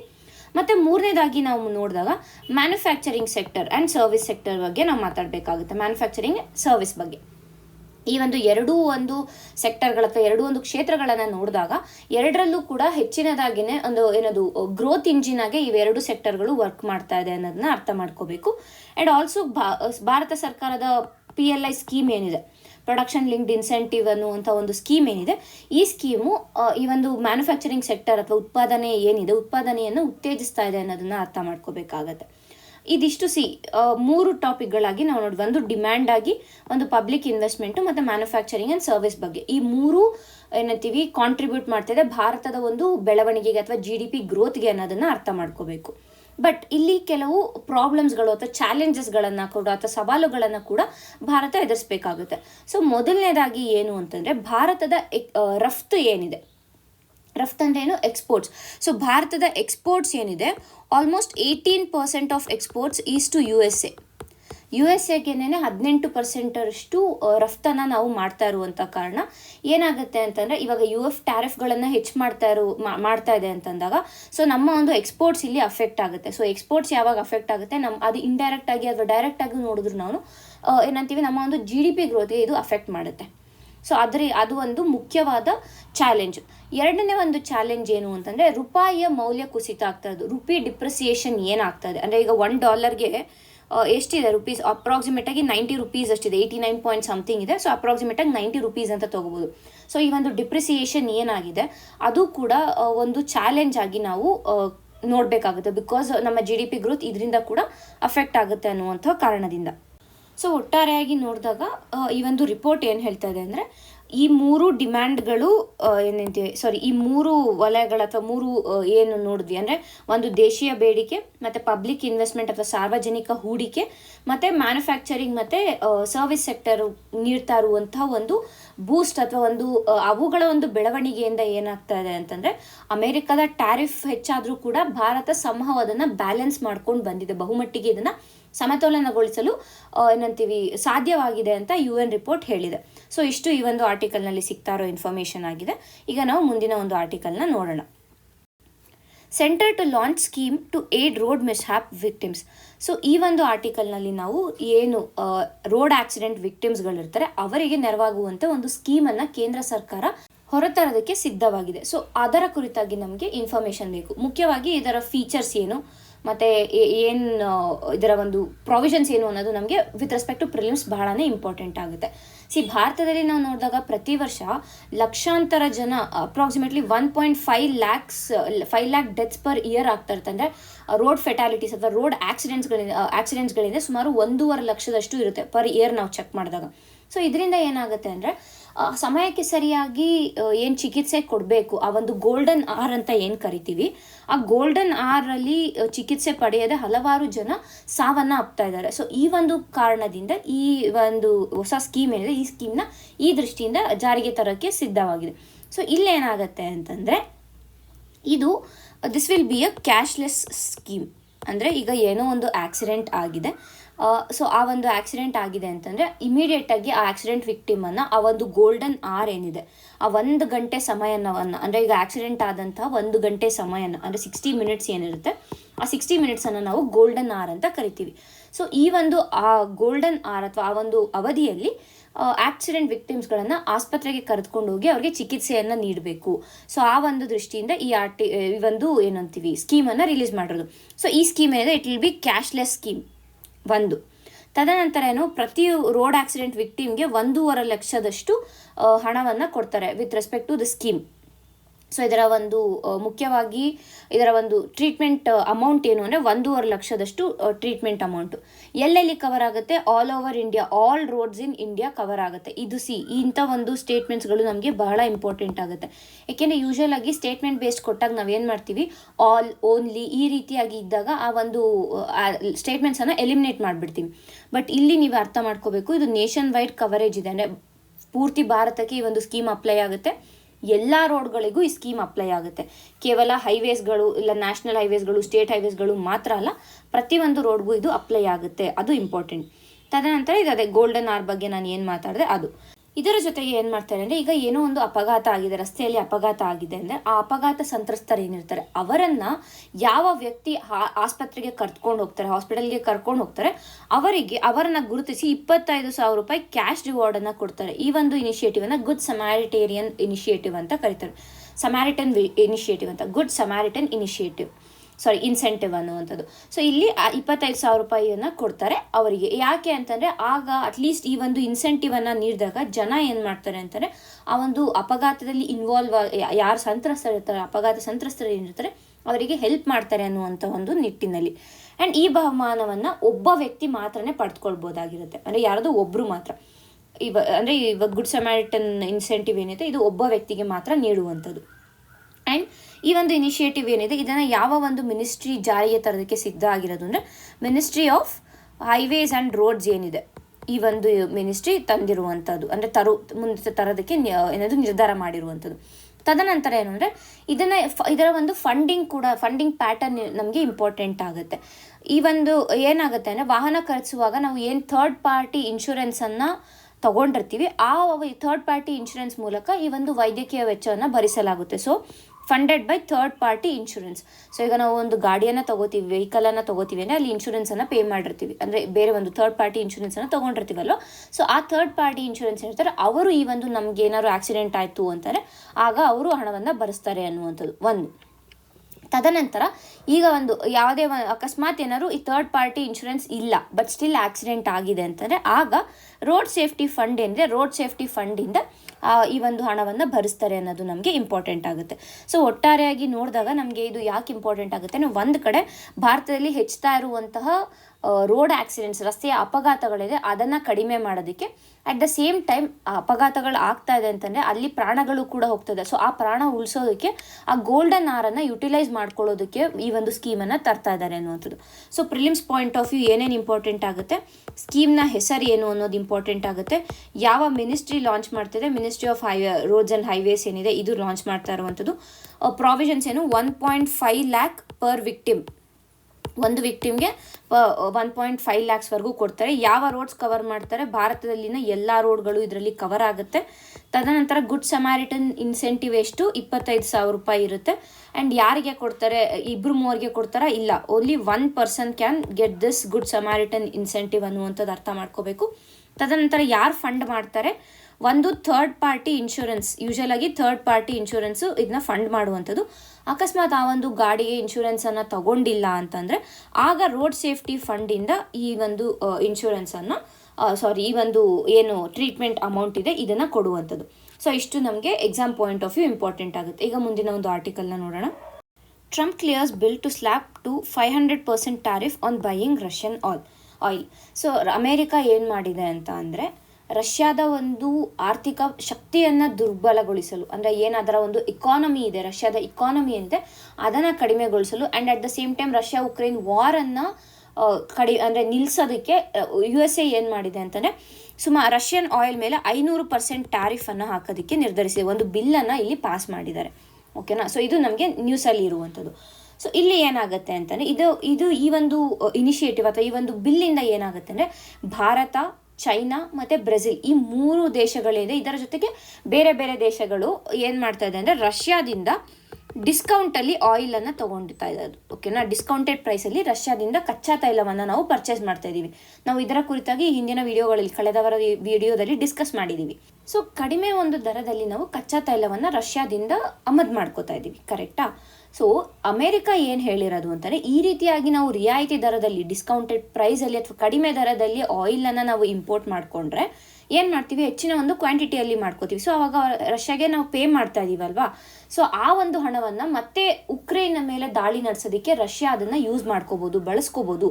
ಸೊ ಹಾಗಾಗಿ ನಾವು ಈ ಒಂದು ಟ್ಯಾರಿಫನ್ನು ಹಾಕ್ತಾ ಇದ್ದೀವಿ ಅಂತ ಅಮೇರಿಕ ಹೇಳಿದೆ. ಓಕೆನಾ. ಇದಿಷ್ಟು ನಡೀತಾ ಇರುವಂಥದ್ದು. ಮತ್ತು ಈಗ ಬಿಲ್ನ ಒಂದು ಪ್ರಮುಖ ಅಂಶಗಳು ನಮಗೆ ಬೇಕಾಗುತ್ತೆ. ಏನು ಅಂತಂದರೆ ಮೊದಲಿಗೆ ರಷ್ಯಾದಿಂದ ಯಾವುದೇ ಒಂದು ಆಯಿಲ್ ಇರ್ಬೋದು ಅಥವಾ ಯುರೇನಿಯಂ ಇರ್ಬೋದು, ಯುರೇನಿಯಂ ಖನಿಜ ಏನಿದೆ ಇವುಗಳನ್ನು ಖರೀದಿಸುವ ದೇಶಗಳು, ಯಾವುದೇ ಒಂದು ದೇಶ ಖರೀದಿಸಿದ್ರು ಆ ಒಂದು ದೇಶಗಳ ಮೇಲೆ 500%ವರೆಗೂ ಟ್ಯಾರಿಫನ್ನು ನಾವು ಹಾಕ್ತೀವಿ ಅಂತ ಈ ಬಿಲ್ ಹೇಳುತ್ತೆ. ಸೊ ಯಾವ ದೇಶ, ಈಗ ಭಾರತ ನಾವು ಆಯಿಲನ್ನು ಇಂಪೋರ್ಟ್ ಮಾಡ್ಕೋತಾ ಇದ್ದೀವಿ. ಸೊ ಈಗ USA ಏನು ಮಾಡುತ್ತೆ ಅಂದರೆ ಭಾರತದ ಒಂದು ಗೂಡ್ಸ್ ಮೇಲೆ 500% ಟ್ಯಾರಿಫ್ಗಳನ್ನು ಹಾಕ್ಬೋದು. ಸೊ ಆ ಒಂದು ನಿರ್ಧಾರವನ್ನು ತಗೋಬೋದು. ಸೊ ಇದೇ ಮುಖ್ಯವಾದ ಒಂದು ಪ್ರಾವಿಷನ್. ಅಮೆರಿಕದ ವಾದ ಏನು ಇದಕ್ಕೆ ಅಂತ ಅಂದರೆ ರಷ್ಯಾದ ಒಂದು ತೈಲ ಖರೀದಿಯನ್ನು ನಾವು ನಿಲ್ಲಿಸಿದ್ರೆ ಅಥವಾ ಯುರೇನಿಯಂನ ಬಳಸೋದು ಅಥವಾ ಖರೀದಿಸೋದನ್ನು ನಿಲ್ಲಿಸಿದ್ರೆ ಇದರಿಂದ ಏನಾಗುತ್ತೆ ಅಂದರೆ ಯುದ್ಧಕ್ಕೆ ಅವರು ಏನು ಮಾಡ್ತಾ ಇರುವಂಥ ಫಿನಾನ್ಸ್ ಇದೆ ಅಥವಾ ಹಣಕಾಸು ಏನಿದೆ ಅದು ಕುಂಠಿತವಾಗುತ್ತೆ. ಆಗ ಯುದ್ಧವನ್ನು ಅವರು ನಿಲ್ಲಿಸ್ತಾರೆ ಅನ್ನುವಂಥ ಒಂದು ದೃಷ್ಟಿಯಿಂದ ನಾವು ಈ ಒಂದು ಸ್ಟೆಪ್ಪನ್ನು ತೊಗೊಂಡಿದ್ದೀವಿ ಅಂತ ಅಮೆರಿಕ ಹೇಳಿದೆ. ಬಟ್ ಈ ಒಂದು ಬಿಲ್ ಏನಾದರೂ ಪಾಸ್ ಆದರೆ ಭಾರತ ಇರ್ಬೋದು, ಚೀನಾ ಇರ್ಬೋದು, ಬ್ರೆಜಿಲ್ ಇರ್ಬೋದು, ಇವುಗಳ ಒಂದು ಟ್ರೇಡ್ ಏನಿದೆ ಅಂದರೆ ವಿತ್ ರೆಸ್ಪೆಕ್ಟ್ ಟು USA ಇವುಗಳು ಮಾಡ್ತಾ ಇರುವಂತಹ ವ್ಯಾಪಾರಗಳಿಂದ ಇವುಗಳ ಮೇಲೆ ಭಾರಿ ಒತ್ತಡವನ್ನು ಹೇರ್ಬೋದಾಗುತ್ತೆ. ಸೊ ಇದರಿಂದ ಏನಾಗುತ್ತೆ, ಓವರಾಲ್ ನಾವು ಇಂಡಿಯನ್ ಇಕಾನಮಿಯನ್ನು ನೋಡಿದಾಗ ಇಟ್ ವಿಲ್ ಹರ್ಟ್. ಮತ್ತು ರುಪಿ ಡಿಪ್ರಿಸಿಯೇಷನ್ ಇರ್ಬೋದು, ಇನ್ಫ್ಲೇಷನ್ ಇರ್ಬೋದು, ಈ ರೀತಿಯಾಗಿ ಹಲವಾರು ಪ್ರಾಬ್ಲಮ್ಸ್ಗಳನ್ನು ನಾವು ಫೇಸ್ ಮಾಡಬೇಕಾಗುತ್ತೆ. ಓಕೆನಾ. ಮತ್ತು ಈಗ ನಾವು ವಿತ್ ರೆಸ್ಪೆಕ್ಟ್ ಟು ಏನೇನು ಇಂಪ್ಯಾಕ್ಟ್ಸ್ ಅನ್ನೋದನ್ನು ನೋಡೋಣ. ಸೊ ಈಗ ನಾವು ಪ್ರಾವಿಷನ್ಸ್ನ ನೋಡಿದ್ವಿ, ಬಿಲ್ದು ಇಂಡಿಯನ್ ಎಕಾನಮಿ ಅಫೆಕ್ಟ್ ಆಗುತ್ತೆ ಅಂತ ನೋಡಿದ್ವಿ. ಬಟ್ ಯಾವ ರೀತಿಯಾಗಿ ಅಫೆಕ್ಟ್ ಆಗುತ್ತೆ ಅನ್ನೋದನ್ನು ನೋಡಬೇಕಂದ್ರೆ ಇದರ ಒಂದು ಪರಿಣಾಮಗಳೇನು ಅಂತ. ಸೊ ಭಾರತದ ಒಂದು ದೃಷ್ಟಿಯಿಂದ ನಾವು ನೋಡಿದಾಗ ಮೊದಲನೇದಾಗಿ ನಮ್ಮ ಒಂದು ಎನರ್ಜಿ ಸೆಕ್ಯೂರಿಟಿ ರಿಸ್ಕಲ್ಲಿರುತ್ತೆ. ಯಾಕೆಂದರೆ ರಷ್ಯನ್ ಆಯಿಲ್ ನಮಗೆ ಕಡಿಮೆ ದರದಲ್ಲಿ ಸಿಗ್ತಾ ಇರುವಂಥದ್ದು. ಸೊ ಈಗ ಕಡಿಮೆ ದರದಲ್ಲಿ ಆಯಿಲ್ ಇಲ್ಲ ಅಂತಂದರೆ ಇದರಿಂದ ಇನ್ಫ್ಲೇಷನ್ ಆಗ್ಬೋದು, ಮತ್ತು ನಮ್ಮ ಒಂದು ಕರೆಂಟ್ ಅಕೌಂಟ್ ಡೆಫಿಸಿಟ್ ಏನಿದೆ, ಈ ಕರೆಂಟ್ ಅಕೌಂಟ್ ಡೆಫಿಸಿಟ್ ಮತ್ತಷ್ಟು ಜಾಸ್ತಿ ಆಗ್ಬೋದು. ಇದರ ಜೊತೆಗೆ ರುಪಿ ಡಿಪ್ರಿಸಿಯೇಷನ್, ಏನು ರೂಪಾಯಿಯ ಮೌಲ್ಯ ಕುಸಿತ ಆಗುತ್ತೆ, ಅದರ ಚಾನ್ಸಸ್ ಕೂಡ ಹೆಚ್ಚಿದೆ. ಮತ್ತು ನಾವು ಏನು ಫ್ಯೂಯಲ್ ಮೇಲೆ ಖರ್ಚು ಮಾಡ್ತಾ ಇರುವಂತಹ ವೆಚ್ಚ ಏನಿದೆ, ಇಂಧನದ ವೆಚ್ಚ ಏನಿದೆ, ಅದು ಕೂಡ ಹೆಚ್ಚಾಗುತ್ತೆ. ಸೊ ಓವರಾಲ್ ಆಗಿ ನಾವು ನೋಡಿದಾಗ ಒಂದು ಕಡೆ ಎನರ್ಜಿ ಸೆಕ್ಯೂರಿಟಿ ರಿಸ್ಕ್ ಇದೆ, ಅಟ್ ದ ಸೇಮ್ ಟೈಮ್ ನಮ್ಮ ಒಂದು ಕರೆಂಟ್ ಅಕೌಂಟ್ ಡೆಫಿಸಿಟ್ ಇಕಾನಮಿಯ ಮೇಲೂ ಕೂಡ ಇದು, ಆರ್ಥಿಕ ಒಂದು ಪರಿಸ್ಥಿತಿಯ ಮೇಲೂ ಕೂಡ ಇದು ಪರಿಣಾಮವನ್ನು ಬೀರುತ್ತೆ ಅನ್ನೋದನ್ನು ಅರ್ಥ ಮಾಡ್ಕೋಬೇಕು. ಒಂದು ನಂತರ ಈಗಾಗಲೇ ಹೇಳಿರೋ ಥರ ಟ್ರೇಡ್ ರಿಸ್ಕ್, ಈಗಾಗಲೇ USA ಭಾರತದ ಬಾಸ್ಮತಿ ರೈಸ್ ಇರ್ಬೋದು, ಬೇರೆ ರೈಸ್ಗಳ ಮೇಲೆ 25% ಅಷ್ಟು ಟ್ಯಾರಿಫನ್ನು ಆಗ್ತದೆ. ಅಕಸ್ಮಾತ್ ಏನಾದ್ರು ಇದನ್ನ 500% ಮಾಡಿದ್ರು ಅಂದರೆ ನಮ್ಮ ಒಂದು ಎಕ್ಸ್ಪೋರ್ಟ್ ಏನಿದೆ, ಎಕ್ಸ್ಪೋರ್ಟ್ಸ್ ಮತ್ತಷ್ಟು ರೆಡ್ಯೂಸ್ ಆಗುತ್ತೆ. ಎಕ್ಸ್ಪೋರ್ಟ್ಸ್ ರೆಡ್ಯೂಸ್ ಆದರೆ ಮತ್ತೆ ಅಲ್ಲಿ ನಮ್ಮ ಕರೆಂಟ್ ಅಕೌಂಟ್ ಡೆಫಿಸಿಟ್ ಹಾಳಾಗುತ್ತೆ. ಮತ್ತು ಎಕ್ಸ್ಪೋರ್ಟ್ಸ್ ರೆಡ್ಯೂಸ್ ಆದರೆ ನಮ್ಮ ಒಂದು ಮ್ಯಾನುಫ್ಯಾಕ್ಚರಿಂಗ್ ಸೆಕ್ಟರ್, MSMEಸ್ಗಳು ಏನಿದೆ, MSMEಸ್ಗಳು ಇಲ್ಲಿ ಅಫೆಕ್ಟ್ ಆಗುತ್ತೆ. ಸೊ ಇದನ್ನೆಲ್ಲ ನಾವು ನೋಡಬೇಕಾಗುತ್ತೆ. ಸೊ ಈ ಒಟ್ಟಾರೆಯಾಗಿ ನಾವು ನೋಡಿದಾಗ ಏನು ಟ್ರಂಪ್ ಅಥವಾ USA ಸರ್ಕಾರ ಏನು ಈ ಒಂದು ಬಿಲ್ಲನ್ನು ಪಾಸ್ ಮಾಡಿದೆ, ಇದನ್ನೇನಾದರೂ ಜಾರಿಗೆ ತರೋದಕ್ಕೆ ನಿರ್ಧರಿಸಿದರೆ, ಈಗ ಕ್ಲಿಯರ್ ಮಾಡಿದ್ದಾರೆ ಬಟ್ ಜಾರಿಗೆ ತರೋದಕ್ಕೆ ನಿರ್ಧರಿಸಿದರೆ it will affect Indian economy at worst ಅನ್ನೋದನ್ನು ನಾವು ಅರ್ಥ ಮಾಡ್ಕೋಬೇಕಾಗುತ್ತೆ. ಸೊ ಒಟ್ಟಾರೆಯಾಗಿ ನಾವು ನೋಡಿದಾಗ ಈ ಬಿಲ್ ಏನಿದೆ, ಜಾಗತಿಕವಾಗಿ ನೋಡಿದಾಗ ರಾಜಕೀಯವಾಗಿ ಇರ್ಬೋದು, ಅಂದರೆ ಪೊಲಿಟಿಕಲಿ ಇರ್ಬೋದು, ಇಕಾನಾಮಿಕಲಿ ಇರ್ಬೋದು, ಇಲ್ಲ ಅಂತಂದರೆ ಎನರ್ಜಿ ಸೆಕ್ಯೂರಿಟಿ, ಈ ಮೂರೂ ಕ್ಷೇತ್ರಗಳನ್ನು ಒಂದೇ ಸಮಯದಲ್ಲಿ ಇದು ಟಚ್ ಮಾಡ್ತಾ ಇದೆ. ಆ್ಯಂಡ್ ಆಲ್ಸೋ ಇದು ಭಾರತವನ್ನು ನಾವು ನೋಡಿದಾಗ ಭಾರತದ ಒಂದು ಸ್ಟ್ರಾಟಜಿಕ್ ಅಟಾನಮಿ ಏನಿದೆ, ಇಟ್ ಬಿಕಮ್ಸ್ ವೆರಿ ಇಂಪಾರ್ಟೆಂಟ್ ಅನ್ನೋದನ್ನು ಇಲ್ಲಿ ಅರ್ಥ ಮಾಡಿಸ್ತಾ ಇದೆ. ಸೊ ಆ ಒಂದು ದೃಷ್ಟಿಯಿಂದ ನಾವು ಈ ಆರ್ಟಿಕಲ್ನ ನೋಡ್ತಾ ಇದ್ವಿ. So with respect to prelims ನೋಡಿದಾಗ ಈ ಒಂದು ಇಲ್ಲಿರುವಂಥ ಬಾಕ್ಸ್ ನಮಗೆ ಇಂಪಾರ್ಟೆಂಟ್ ಆಗುತ್ತೆ. ವಿತ್ ರೆಸ್ಪೆಕ್ಟ್ ಟು ಮೇನ್ಸ್ ಈಗಾಗಲೇ ಅನಾಲಿಸನ್ನು ನಾವು ನೋಡಿದ್ದೀವಿ, ಅನಾಲಿಸಿಸನ್ನು ನಾವು ಮಾಡಿದ್ದೀವಿ. ಸೊ ಇಷ್ಟು ಈ ಒಂದು ಆರ್ಟಿಕಲ್ನ ಸಾರಾಂಶ. ಮುಂದಿನ ಒಂದು ಆರ್ಟಿಕಲ್ನ ನೋಡೋಣ. Trump withdraws US from UNFCCC a key climate treaty. So ಇಲ್ಲಿ ಏನಾಗ್ತಾ ಇದೆ ಅಂದರೆ ಅಮೆರಿಕ UNFCCC ಒಪ್ಪಂದ ಏನಿದೆ ಇದರಿಂದ ಹೊರಬರುವ ನಿರ್ಧಾರವನ್ನು ಮಾಡಿದೆ. ಓಕೆನಾ. ಬಟ್ ಇದರಿಂದ ಜಾಗತಿಕವಾಗಿ ನೋಡಿದಾಗ ಹವಾಮಾನ ಬದಲಾವಣೆ ಇರ್ಬೋದು, ಇಲ್ಲ ಪೊಲಿಟಿಕಲಿ ಯಾವ ರೀತಿಯಾಗಿ ಇದು ಅಫೆಕ್ಟ್ ಮಾಡುತ್ತೆ ಅನ್ನೋದರ ಕುರಿತಾಗಿ ನಾವು ನೋಡಬೇಕಾಗುತ್ತೆ. ಆ್ಯಂಡ್ ಈ ಫಸ್ಟು ಇವಾಗ UNFCCC with respect to prelims ನೋಡಿದಾಗ ನಮಗೆ UNFCCC ಇಂಪಾರ್ಟೆಂಟ್ ಆಗುತ್ತೆ. ಇದು ಆ್ಯಕ್ಚುಲ್ ಆಗಿ ಸೈನ್ ಮಾಡಿದ್ದು 1992 ಅಲ್ಲಿ ಸೈನ್ ಮಾಡಿದ್ದು, 1994 ಇಂಟು ಎಫೆಕ್ಟ್ ಬಂದಿರುವಂಥ ಒಂದು treaty. And it is the only treaty ಏನು with respect to climate change ಇರುವಂಥದ್ದು. ಅಂದರೆ ಇದರಲ್ಲಿ ಮುಖ್ಯವಾಗಿ ಏನು ಅಂದರೆ ಗ್ರೀನ್ ಹೌಸ್ ಗ್ಯಾಸಸ್ ಏನಿದೆ ಇವುಗಳನ್ನು ಗ್ರೀನ್ ಹೌಸ್ ಗ್ಯಾಸಸ್ನ ಒಂದು ಎಮಿಷನ್ ಏನಿದೆ ಅದು ಕಡಿಮೆ ಮಾಡುವಂಥದ್ದು. At the same time climate change adaptation. So ಮುಖ್ಯವಾದ ಗುರಿಯನ್ನು ಗ್ರೀನ್ ಹೌಸ್ ಗ್ಯಾಸ್ ಎಮಿಷನನ್ನು ರೆಡ್ಯೂಸ್ ಮಾಡೋದು ಪ್ಲಸ್ ಕ್ಲೈಮೇಟ್ ಚೇಂಜ್ ಅಡ್ಯಾಪ್ಟೇಷನ್, ಇದೆರಡೂ ಕೂಡ ಇದರ ಒಂದು ಮುಖ್ಯವಾದ ಗುರಿ ಅಂತ ಹೇಳ್ಬೋದಾಗುತ್ತೆ. ಆ್ಯಂಡ್ UNFCCC ಏನಿದೆ ಪ್ರತಿ ವರ್ಷ COPಗಳನ್ನು ಕಾನ್ಫರೆನ್ಸ್ ಆಫ್ ಪಾರ್ಟೀಸನ್ನು ಮಾಡುತ್ತೆ. ಆ್ಯಂಡ್ ಇದರಲ್ಲಿ ಮುಖ್ಯವಾಗಿ ರೀಸೆಂಟಾಗಿ ಮುಖ್ಯವಾಗಿ ಯಾವುದು ಅಂದರೆ ಪ್ಯಾರಿಸ್ ಕ್ಲೈಮೇಟ್ ಡೀಲ್ ಇರ್ಬೋದು, ದಟ್ ಬಿಕಮ್ಸ್ ವೆರಿ ಇಂಪಾರ್ಟೆಂಟ್. ಯಾಕೆಂದರೆ ಅಲ್ಲೇನೇ ಏನು NDCಗಳನ್ನು ನಾವು ಕೊಟ್ಟಿರೋದು, ಭಾರತ 2040 ಅಷ್ಟರಲ್ಲಿ ಇಂತಿಷ್ಟು ಫಾಸಿಲ್ ಫ್ಯೂಯಲ್ಸನ್ನು ಕಡಿಮೆ ಮಾಡ್ತೀವಿ, 2070 ಒಳಗಡೆ ನೆಟ್ ಝೀರೋ ಎಮಿಷನ್ಸ್ ಆಗಿ ಭಾರತ ಹೊರಹೊಮ್ಮುತ್ತೆ, ಈ ರೀತಿಯಾದ ಒಂದು NDCಗಳನ್ನು ನೀಡಿರುವಂಥದ್ದು. ಸೊ ಆ ಒಂದು ಪಾಯಿಂಟಲ್ಲಿ ನೋಡಿದಾಗ ವಿತ್ ರೆಸ್ಪೆಕ್ಟ್ ಟು ಪ್ರಿಲಿಮ್ಸ್ ನಮಗೆ UNFCCC ಬಹಳನೇ ಇಂಪಾರ್ಟೆಂಟ್ ಆಗುತ್ತೆ. ನೀವು ಇದನ್ನು ಹೋಗಿ ಮತ್ತೆ ಒಂದ್ಸತಿ ರಿವೈಸ್ ಮಾಡ್ಕೊಳ್ಳಿ. ಇದಿಷ್ಟು ವಿತ್ ರೆಸ್ಪೆಕ್ಟ್ ಟು ಪ್ರಿಲಿಮ್ಸ್ ಆಯಿತು. ಈಗ ನಾವು ಇಲ್ಲಿ ಅಮೇರಿಕಾ ಅಡ್ಮಿನಿಸ್ಟ್ರೇಷನ್ ಏನಿದೆ ಅಥವಾ ಅಮೇರಿಕಾ ಸರ್ಕಾರ ಏನಿದೆ ಯಾವ ಒಂದು ನಿರ್ಧಾರವನ್ನು ತಗೊಂಡಿದೆ ಅನ್ನೋದು ನೋಡೋಣ. ಫಸ್ಟು UNFCCC ಮಾತ್ರನೇ ಅಲ್ಲ, ಬದಲಿಗೆ ಇನ್ನು 66 ಇನ್ಸ್ಟಿಟ್ಯೂಷನ್ಗಳು ಏನು ಗ್ಲೋಬಲ್ ಇನ್ಸ್ಟಿಟ್ಯೂಷನ್ಗಳಿದೆ ಇವುಗಳಿಂದ ಕೂಡ ಹೊರಬರೋದಕ್ಕೆ ಅಮೇರಿಕ ಮುಂದಾಗಿದೆ ಅನ್ನೋದನ್ನು ಅರ್ಥ ಮಾಡ್ಕೋಬೇಕು. ಯಾಕೆ ಅಂತಂದರೆ ಅಮೇರಿಕ ಏನು ಹೇಳುತ್ತೆ ಅಂತಂದರೆ ನನ್ನ ಒಂದು ರಾಷ್ಟ್ರೀಯ ಹಿತಾಸಕ್ತಿಗಳು ಏನಿದೆ ಇದಕ್ಕೆ ವಿರುದ್ಧವಾಗಿ ಈ ಇನ್ಸ್ಟಿಟ್ಯೂಷನ್ಸ್ಗಳ ಒಂದು ಮ್ಯಾಂಡೇಟ್ ಇದೆ. ಸೊ ಹಾಗಾಗಿ ನಾವು ಇದರಿಂದ ಹೊರಬರ್ತೀವಿ ಅಂತ ಅಮೇರಿಕ ಹೇಳಿರುವಂಥದ್ದು. ಆದರೆ ಈ ನಿರ್ಧಾರ ಏನಿದೆ, ಈ ಒಂದು ಅಮೇರಿಕ ಬ್ಯಾಕ್ ಆಗ್ತಾ ಇದೆ ಅಥವಾ ವಿಡ್ರಾ ಮಾಡ್ಕೊಳ್ತಾ ಇದೆ ಅನ್ನೋ ಒಂದು ನಿರ್ಧಾರವನ್ನು ಯುರೋಪಿಯನ್ ಯೂನಿಯನ್ ತೀವ್ರವಾಗಿ ಖಂಡಿಸಿದೆ ಅನ್ನೋದನ್ನು ಕೂಡ ಅರ್ಥ ಮಾಡ್ಕೋಬೇಕು. ಯಾಕೆ ಅಂತಂದರೆ UNFCCCಯಲ್ಲಿ ಕ್ಲೈಮೇಟ್ ಫಂಡನ್ನು ನಾವು ಸ್ಟಾರ್ಟ್ ಮಾಡಬೇಕು ಅಂತ ಡಿಸೈಡ್ ಮಾಡಿರುವಂಥದ್ದು. ಈ ಕ್ಲೈಮೇಟ್ ಫಂಡ್ ಏನಿದೆ, ಕ್ಲೈಮೇಟ್ ಫಂಡಲ್ಲಿ ಡೆವಲಪಿಂಗ್ ಕಂಟ್ರೀಸ್ಗೆ ಟೆಕ್ನಾಲಜಿ ಇರ್ಬೋದು, ಫಿನಾನ್ಸಿಂಗ್ ಇರ್ಬೋದು ಕೊಡಬೇಕು. $100 ಬಿಲಿಯನ್ ಅಷ್ಟು ಪರ್ ಇಯರ್ ಅನ್ನುವಂಥ ಒಂದು ಏನು ಕಾಂಟ್ರಿಬ್ಯೂಷನ್ ಬೈ 2030 ಅನ್ನುವ ಒಂದು ಇನಿಷಿಯೇಟಿವ್ ಏನಿದೆ ಅದನ್ನು ಕೊಡೋದು. ಸೊ ಇದು ಡೆವಲಪ್ಡ್ ಕಂಟ್ರಿ ಬಂದಾಗ ಮುಖ್ಯವಾಗಿ ಯಾವ್ದು ಬರುತ್ತೆ, USA, ಚೈನಾ, UK ಈ ರೀತಿಯದು. ಮುಖ್ಯವಾಗಿ USA ಬರುತ್ತೆ. USA ಇವಾಗ ಈ ಒಂದು ಟ್ರೀಟಿಯಿಂದ ಆಚೆ ಹೋಗ್ತದೆ, UNFCCC ಆಚೆ ಹೋಗ್ತದೆ ಅಂತಂದರೆ ಇಲ್ಲಿ ಕ್ಲೈಮೇಟ್ ಫಂಡ್ಗೆ ಬರಬೇಕಾಗಿರುವಂತಹ ಹಣಕಾಸು ಏನಿದೆ ಅದು ತೀವ್ರವಾಗಿಯೇ ಕಡಿಮೆ ಆಗಿಬಿಡುತ್ತೆ. ಸೊ ಅದರಿಂದ ಏನಾಗುತ್ತೆ, ಓವರ್ ಆಲ್ ಡೆವಲಪಿಂಗ್ ಕಂಟ್ರೀಸ್ ಮೇಲೆ ಅಫೆಕ್ಟ್ ಆಗುತ್ತೆ. ಅದನ್ನು ನಾವಿಲ್ಲಿ ಅರ್ಥ ಮಾಡ್ಕೋಬೇಕಾಗುತ್ತೆ. ಸೊ ಇದಿಷ್ಟು ಒನ್ ಪಾಯಿಂಟ್. ಆ್ಯಂಡ್ ಎರಡನೇದಾಗಿ ನೋಡಿದಾಗ ಈಗ ಕ್ಲೈಮೇಟ್ ಚೇಂಜ್ ಅಥವಾ ಹವಾಮಾನ ಬದಲಾವಣೆ ಏನಾಗ್ತಾ ಇದೆ, ಇದಕ್ಕೆ ಮುಖ್ಯ ಕಾಂಟ್ರಿಬ್ಯೂಟರ್ಸ್ ಯಾರು, ಡೆವಲಪ್ಡ್ ಕಂಟ್ರೀಸ್. USA ಇರ್ಬೋದು, UK ಇರ್ಬೋದು, ಚೈನಾ ಇರ್ಬೋದು, ಈ ರೀತಿಯಾದ ಡೆವಲಪ್ಡ್ ಕಂಟ್ರೀಸ್ಗಳು ಈ ಹವಾಮಾನ ಬದಲಾವಣೆಗೆ ಕಾರಣರಾಗಿರೋರು. ಸೊ ಅವ್ರು ಇವಾಗ ಏನು ಮಾಡ್ತಾ ಇದ್ದಾರೆ, ತಮ್ಮ ಒಂದು ರೆಸ್ಪಾನ್ಸಿಬಿಲಿಟಿಯಿಂದ ಹಿಂದುಳಿತಾ ಇದ್ದಾರೆ. ಸೊ ಇದರಿಂದ ಏನಾಗ್ಬೋದು ಅಂದರೆ, ಒಂದು ಕಡೆ it undermines a climate justice norms ಏನಿದೆ ಅದು. ಯಾಕೆಂದರೆ ಡೆವಲಪ್ಡ್ ಕಂಟ್ರೀಸ್ಗಳು ಮಾಡಿರುವಂತಹ ಕೆಲಸದಿಂದ ಡೆವಲಪಿಂಗ್ ಕಂಟ್ರೀಸ್ಗಳು ಇಲ್ಲಿ ಅಫೆಕ್ಟ್ ಆಗಿರೋದು, ಅವರು ಸಫರ್ ಆಗ್ತಾ ಇದ್ದಾರೆ. ಅದನ್ನು ನಾವಿಲ್ಲಿ ನೋಡಬೇಕು. ಸೊ ಅಲ್ಲಿ ಕ್ಲೈಮೇಟ್ ಇಂಜಸ್ಟಿಸನ್ನು ನಾವು ಕಾಣಬೇಕಾಗುತ್ತೆ. ಇಫ್ USA ಏನದು ಈ ಒಂದು ಸ್ಟೆಪ್ಪನ್ನು ತೊಗೊಂಡ್ರೆ, ಅಂದರೆ ಈಗ ಹೇಳಿದ್ದಾರೆ ಬಟ್ ಆ್ಯಕ್ಚುಲ್ ಆಗಿ ಅವ್ರು ಹೊರ ನಡೆದ್ರೆ ಇಲ್ಲಿ ಕ್ಲೈಮೇಟ್ ಇಂಜಸ್ಟಿಸ್ ಆಗುತ್ತೆ ಅನ್ನೋದನ್ನು ಅರ್ಥ ಮಾಡ್ಕೋಬೇಕಾಗತ್ತೆ. ಸೊ ಆ ಒಂದು ದೃಷ್ಟಿಯಿಂದ ಈ ಆರ್ಟಿಕಲ್ನ ನೋಡಿದ್ದೀವಿ. So UNFCCC with respect to prelims ನೋಡಿದಾಗ UNFCCC ಅದರ ಮುಖ್ಯವಾದ ಕೆಲವು COPಗಳು ಏನಿದೆ ಅದು, ಅಲ್ಲಿ ತೊಗೊಂಡಿರುವಂಥ ಡಿಸಿಷನ್ಸ್, ಇದೆಲ್ಲ ನಮಗೆ ಇಂಪಾರ್ಟೆಂಟ್ ಆಗುತ್ತೆ. Please go and revise about this. ತದನಂತರ ವಿತ್ ರೆಸ್ಪೆಕ್ಟ್ ಟು ಮೇನ್ಸ್ ನೋಡಿದಾಗ ಇಂಪ್ಲಿಕೇಶನ್ಸ್, ಅಂದರೆ ಯಾವ ರೀತಿಯಾಗಿ ಭಾರತಕ್ಕೆ ಇದು ಅಫೆಕ್ಟ್ ಆಗುತ್ತೆ, ಗ್ಲೋಬಲ್ ಆಗಿ ಯಾವ ರೀತಿಯಾಗಿ ಅಫೆಕ್ಟ್ ಆಗುತ್ತೆ ಅನ್ನೋದು ನಮಗೆ ಇಂಪಾರ್ಟೆಂಟ್ ಆಗುತ್ತೆ. ಈಗ ನಾವು ಮುಂದಿನ ಒಂದು ಆರ್ಟಿಕಲ್ನ ನೋಡೋಣ.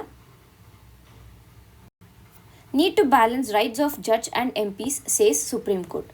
ಸೊ ಇಲ್ಲಿ ಏನಾಗ್ತಾ ಇದೆ ಅಂತಂದರೆ, ಇಲ್ಲಿ ಜಡ್ಜಸ್ಗಳ ಒಂದು ರೈಟ್ಸ್ ಏನಿದೆ ಅದು, ಮತ್ತು MPsಗಳೇನಿದೆ ಇವುಗಳ ಒಂದು ಪವರ್ ಏನಿದೆ, ಆ ಪವರ್ ಇವೆರಡರ ನಡುವಿನ ಬ್ಯಾಲೆನ್ಸ್ ಬಗ್ಗೆ ನಾವು ಇಲ್ಲಿ ಅರ್ಥ ಮಾಡ್ಕೋಬೇಕಾಗುತ್ತೆ. ಒಂದು ನೆಕ್ಸ್ಟ್ ನಮಗೆ ಏನು ಬೇಕಾಗುತ್ತೆ ಅಂತ ಅಂದರೆ, ಇಲ್ಲಿ ಅಂದರೆ ಈ ಒಂದು ಬ್ಯಾಕ್ಗ್ರೌಂಡ್ ಏನು, ಮತ್ತು ಈ ಒಂದು ರಿಮೂವಲ್ ಆಫ್ ಜಡ್ಜಸ್ ಏನಿದೆ ಈ ಒಂದು ಪ್ರೊಸೀಜರ್ ಕೂಡ ನಮಗೆ ಇಂಪಾರ್ಟೆಂಟ್ ಆಗುತ್ತೆ. ಸೊ ಈಗ ಫಸ್ಟು ಬ್ಯಾಕ್ಗ್ರೌಂಡನ್ನು ನೋಡೋಣ. ಏನಾಗಿದೆ ಅಂದರೆ, ಅಲಹಾಬಾದ್ ಹೈಕೋರ್ಟ್ನ ನ್ಯಾಯಮೂರ್ತಿಗಳು ಏನಿದ್ರು, ಜಸ್ಟಿಸ್ ಯಶವಂತ್ ವರ್ಮಾ ಅವರು ಅಲಹಾಬಾದ್ ಹೈಕೋರ್ಟ್ನ ಒಂದು ನ್ಯಾಯಮೂರ್ತಿಗಳಾಗಿದ್ದರು. ಸೊ ಇವರ ವಿರುದ್ಧ ಕೆಲವು ಆರೋಪಗಳಿದ್ವು. ಅಂದರೆ ಏನು, with respect to corruption, bribery, ಈ ರೀತಿಯಾಗಿ ಅವರ ಮನೆಯಲ್ಲಿ ಹಣ ಸಿಕ್ಕಿತ್ತು ಅನ್ನುವಂಥ, ಅಂದರೆ ಡೈರೆಕ್ಟ್ ಕ್ಯಾಶ್ ಸಿಕ್ಕಿತ್ತು, ಬರ್ನ್ಔಟ್ ಕ್ಯಾಶ್ ಸಿಕ್ಕಿತ್ತು ಅನ್ನುವಂಥ ಒಂದು ವಿಷಯದಲ್ಲಿ ಇವ್ರನ್ನ ಇಂಪೀಚ್ ಮಾಡಬೇಕು ಅನ್ನುವಂಥ ಒಂದು ಡಿಸಿಷನನ್ನು ತಗೊಂಡಿತ್ತು. ಓಕೆನಾ. ಸೊ ಇವಾಗ ನಾವು ಫಸ್ಟು ಪ್ರಾಸೆಸನ್ನು ನೋಡೋಣ. ಯಾಕೆಂದರೆ ಇಲ್ಲಿನ ಪ್ರಾಸೆಸ್ಗೆ ಬಂದಿದ್ವಿ, ಅಂದರೆ ಇಂಪೀಚ್ಮೆಂಟ್ ಮಾಡೋದಕ್ಕೆ ಡಿಸೈಡ್ ಮಾಡಿದ್ರು ಅಂತ ನಾವು ಗೊತ್ತಾಯಿತು ನಮಗೆ. ಸೊ ಇವಾಗ ಆ ಪ್ರಾಸೆಸನ್ನು ನೋಡ್ಬಿಡೋಣ, ತದನಂತರ ಮತ್ತೆ ವಾಪಸ್ ಇಲ್ಲಿಗೆ ಬರೋಣ. ಸೊ ಇಲ್ಲಿ ಪ್ರಾಸೆಸ್ ಏನು ಅಂತಂದರೆ, ಈಗ ಒಂದು ಜಡ್ಜನ್ನು, ಸುಪ್ರೀಂ ಕೋರ್ಟ್ ಇರ್ಬೋದು, ಹೈಕೋರ್ಟ್ ಇರ್ಬೋದು, ಆ ಒಂದು ಜಡ್ಜನ್ನು ರಿಮೂವ್ ಮಾಡಬೇಕು ಅವರ ಒಂದು ಪೊಸಿಷನ್ನಿಂದ. ಅಂದರೆ ಮೊದಲಿಗೆ ಏನು ಮಾಡಬೇಕು ಅಂದರೆ, ಲೋಕಸಭೆಯಲ್ಲಿ 100 MPs ಅಥವಾ ರಾಜ್ಯಸಭೆಯಲ್ಲಿ 50 MPsಗಳು ಒಂದು ಮೋಷನನ್ನು ಸಬ್ಮಿಟ್ ಮಾಡಬೇಕು. ಅಂದರೆ ಈಗ ಲೋಕಸಭಾ ಅಲ್ಲಿ ಸಬ್ಮಿಟ್ ಮಾಡ್ತಾ ಇದ್ದಾರೆ ಅಂದರೆ 100 MPಗಳು ಆ ಒಂದು ಮೋಷನ್ಗೆ ಸೈನ್ ಮಾಡಿ ಲೋಕಸಭಾ ಸ್ಪೀಕರ್ಗೆ ಕೊಡಬೇಕು.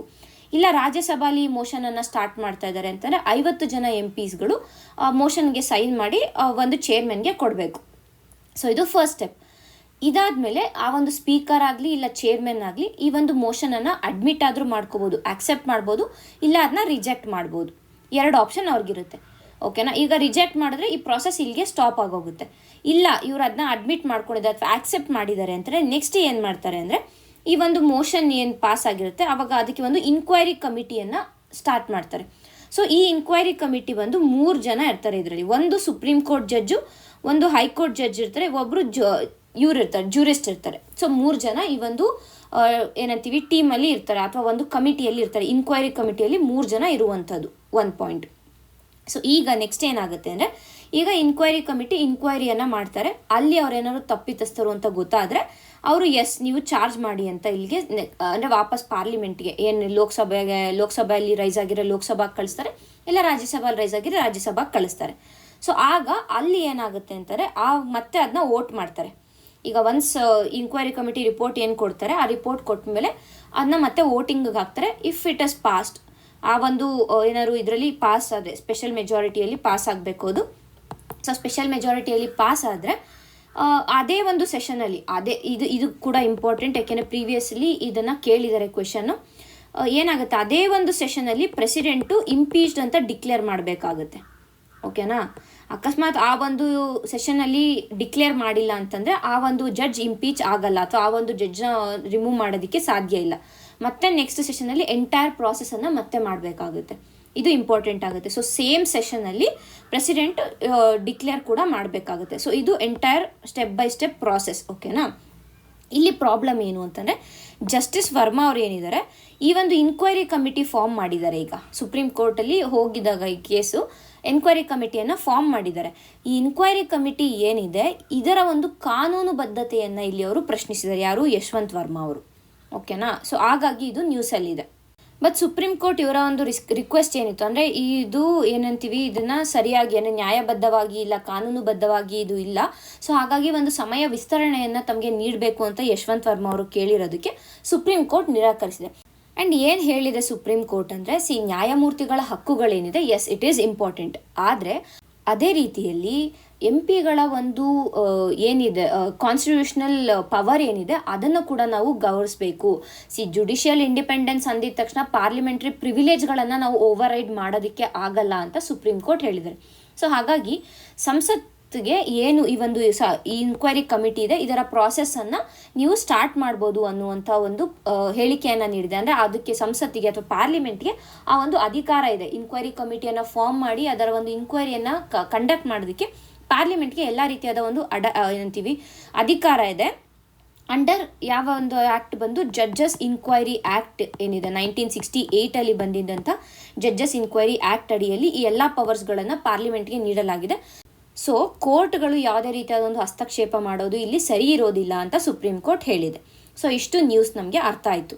ಸೊ ಏನೇನು ನಮಗೆ ಇಲ್ಲಿ ಇಂಪಾರ್ಟೆಂಟ್ ಆಗುತ್ತೆ, ಒಂದು ಸುಪ್ರೀಂ ಕೋರ್ಟ್ ಏನು ಹೇಳಿದೆ ಅಂದರೆ ಕೇಸ್ ಬ್ಯಾಕ್ಗ್ರೌಂಡ್ ಏನು, ಸುಪ್ರೀಂ ಕೋರ್ಟ್ ಏನು ಹೇಳಿದೆ, ಕೇಸ್ ಬ್ಯಾಕ್ಗ್ರೌಂಡ್ ಏನು, ಯಶವಂತ್ ವರ್ಮಾ ಅವ್ರನ್ನ ರಿಮೂವ್ ಮಾಡಬೇಕು ಅಂತ ಹೇಳಿ ಮೋಷನನ್ನು ಪಾಸ್ ಮಾಡಿದ್ದಾಯಿತು, ಮೋಷನ್ ಅಡ್ಮಿಟ್ ಮಾಡಿದ್ದಾಯಿತು, ಇನ್ಕ್ವೈರಿ ಕಮಿಟಿಯನ್ನು ಫಾರ್ಮ್ ಮಾಡಿದ್ದಾರೆ ಎಲ್ಲಿ ಪಾರ್ಲಿಮೆಂಟಲ್ಲಿ.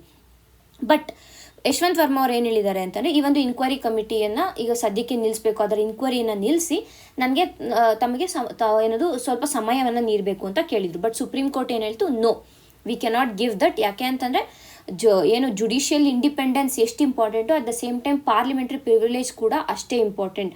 ಜುಡಿಷಿಯರಿ ಇಂಡಿಪೆಂಡೆನ್ಸ್ ಇದೆ ಅಂತ ಅಂದ್ಬಿಟ್ಟು ಜುಡಿಷಿಯಲ್ ಇಂಡಿಪೆಂಡೆನ್ಸನ್ನು ನಾವು ಮೇಂಟೈನ್ ಮಾಡೋಕ್ಕೆ ಹೋಗಿ ಪಾರ್ಲಿಮೆಂಟರಿ ಪ್ರಿವಿಲೇಜ್ನ ನಾವು ಓವರ್ ರೈಡ್ ಮಾಡೋದಕ್ಕಾಗೋದಿಲ್ಲ ಅಂತ ಸುಪ್ರೀಂ ಕೋರ್ಟ್ ಹೇಳಿ ಈ ಇನ್ಕ್ವೈರಿಯನ್ನು ನೀವು ಕಂಡಕ್ಟ್ ಮಾಡಿ ಅಂತ ಹೇಳಿರುವಂಥದ್ದು. ಸೊ ಇಷ್ಟು ನ್ಯೂಸ್ ಆಯಿತು. ಈಗ ವಿತ್ ರೆಸ್ಪೆಕ್ಟ್ ಟು ಪ್ರಿಲಿಮ್ಸ್ ಈಗಾಗಲೇ ನಾವು ಇದನ್ನು ನೋಡಿದ್ದೀವಿ, ಏನು ರಿಮೂವಲ್ ಪ್ರಾಸೆಸ್ ಯಾವ ರೀತಿಯಾಗಿ ಆಗುತ್ತೆ ಅನ್ನೋದನ್ನ ನೋಡಿದ್ದೀವಿ. ಆ್ಯಂಡ್ ಈ ಒಂದು ರಿಮೂವಲ್ ಪ್ರಾಸೆಸನ್ನು ಕಾನ್ಸ್ಟಿಟ್ಯೂಷನಲ್ಲಿ ಹೇಳಿಲ್ಲ. This is also very important.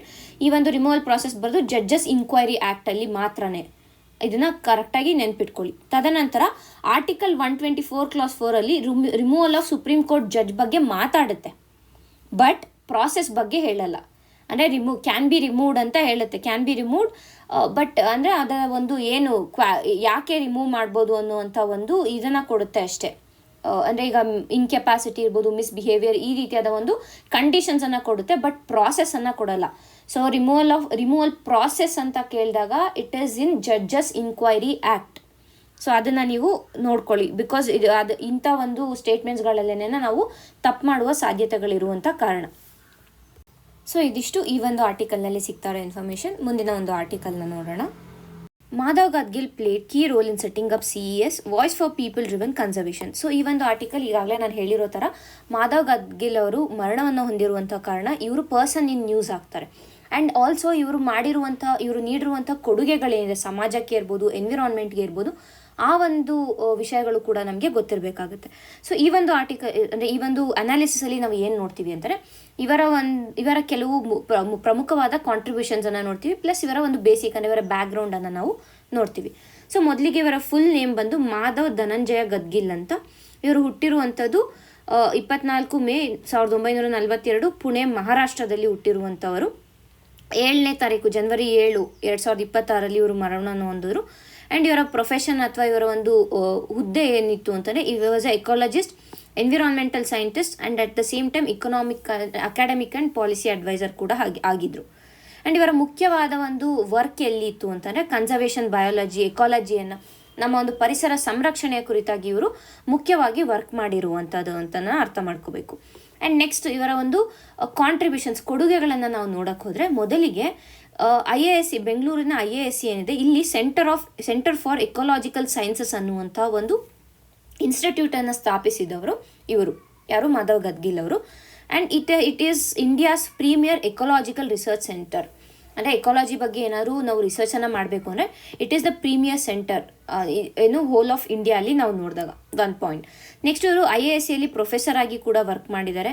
ತದನಂತರ ಇವಾಸ್ PM ಸ್ಟ್ಯಾಕ್ ಅಂತ ಏನು ಕರಿತೀವಿ, ಇದರ ಒಂದು ಮೆಂಬರ್ ಕೂಡ ಆಗಿದ್ರು. Prime Minister Scientific Advisory Council and National Advisor Council ಏನಿದೆ ಇದರಲ್ಲೆಲ್ಲ ಕೂಡ ಇವರು ಮೆಂಬರ್ ಆಗಿ ಕೂಡ ವರ್ಕ್ ಮಾಡಿದ್ದಾರೆ ಅನ್ನೋದನ್ನು ಅರ್ಥ ಮಾಡ್ಕೋಬೇಕು. ಇದಿಷ್ಟು ಇವರ ಬೇಸಿಕ್ ಇನ್ಫಾರ್ಮೇಷನ್ ಆಯಿತು.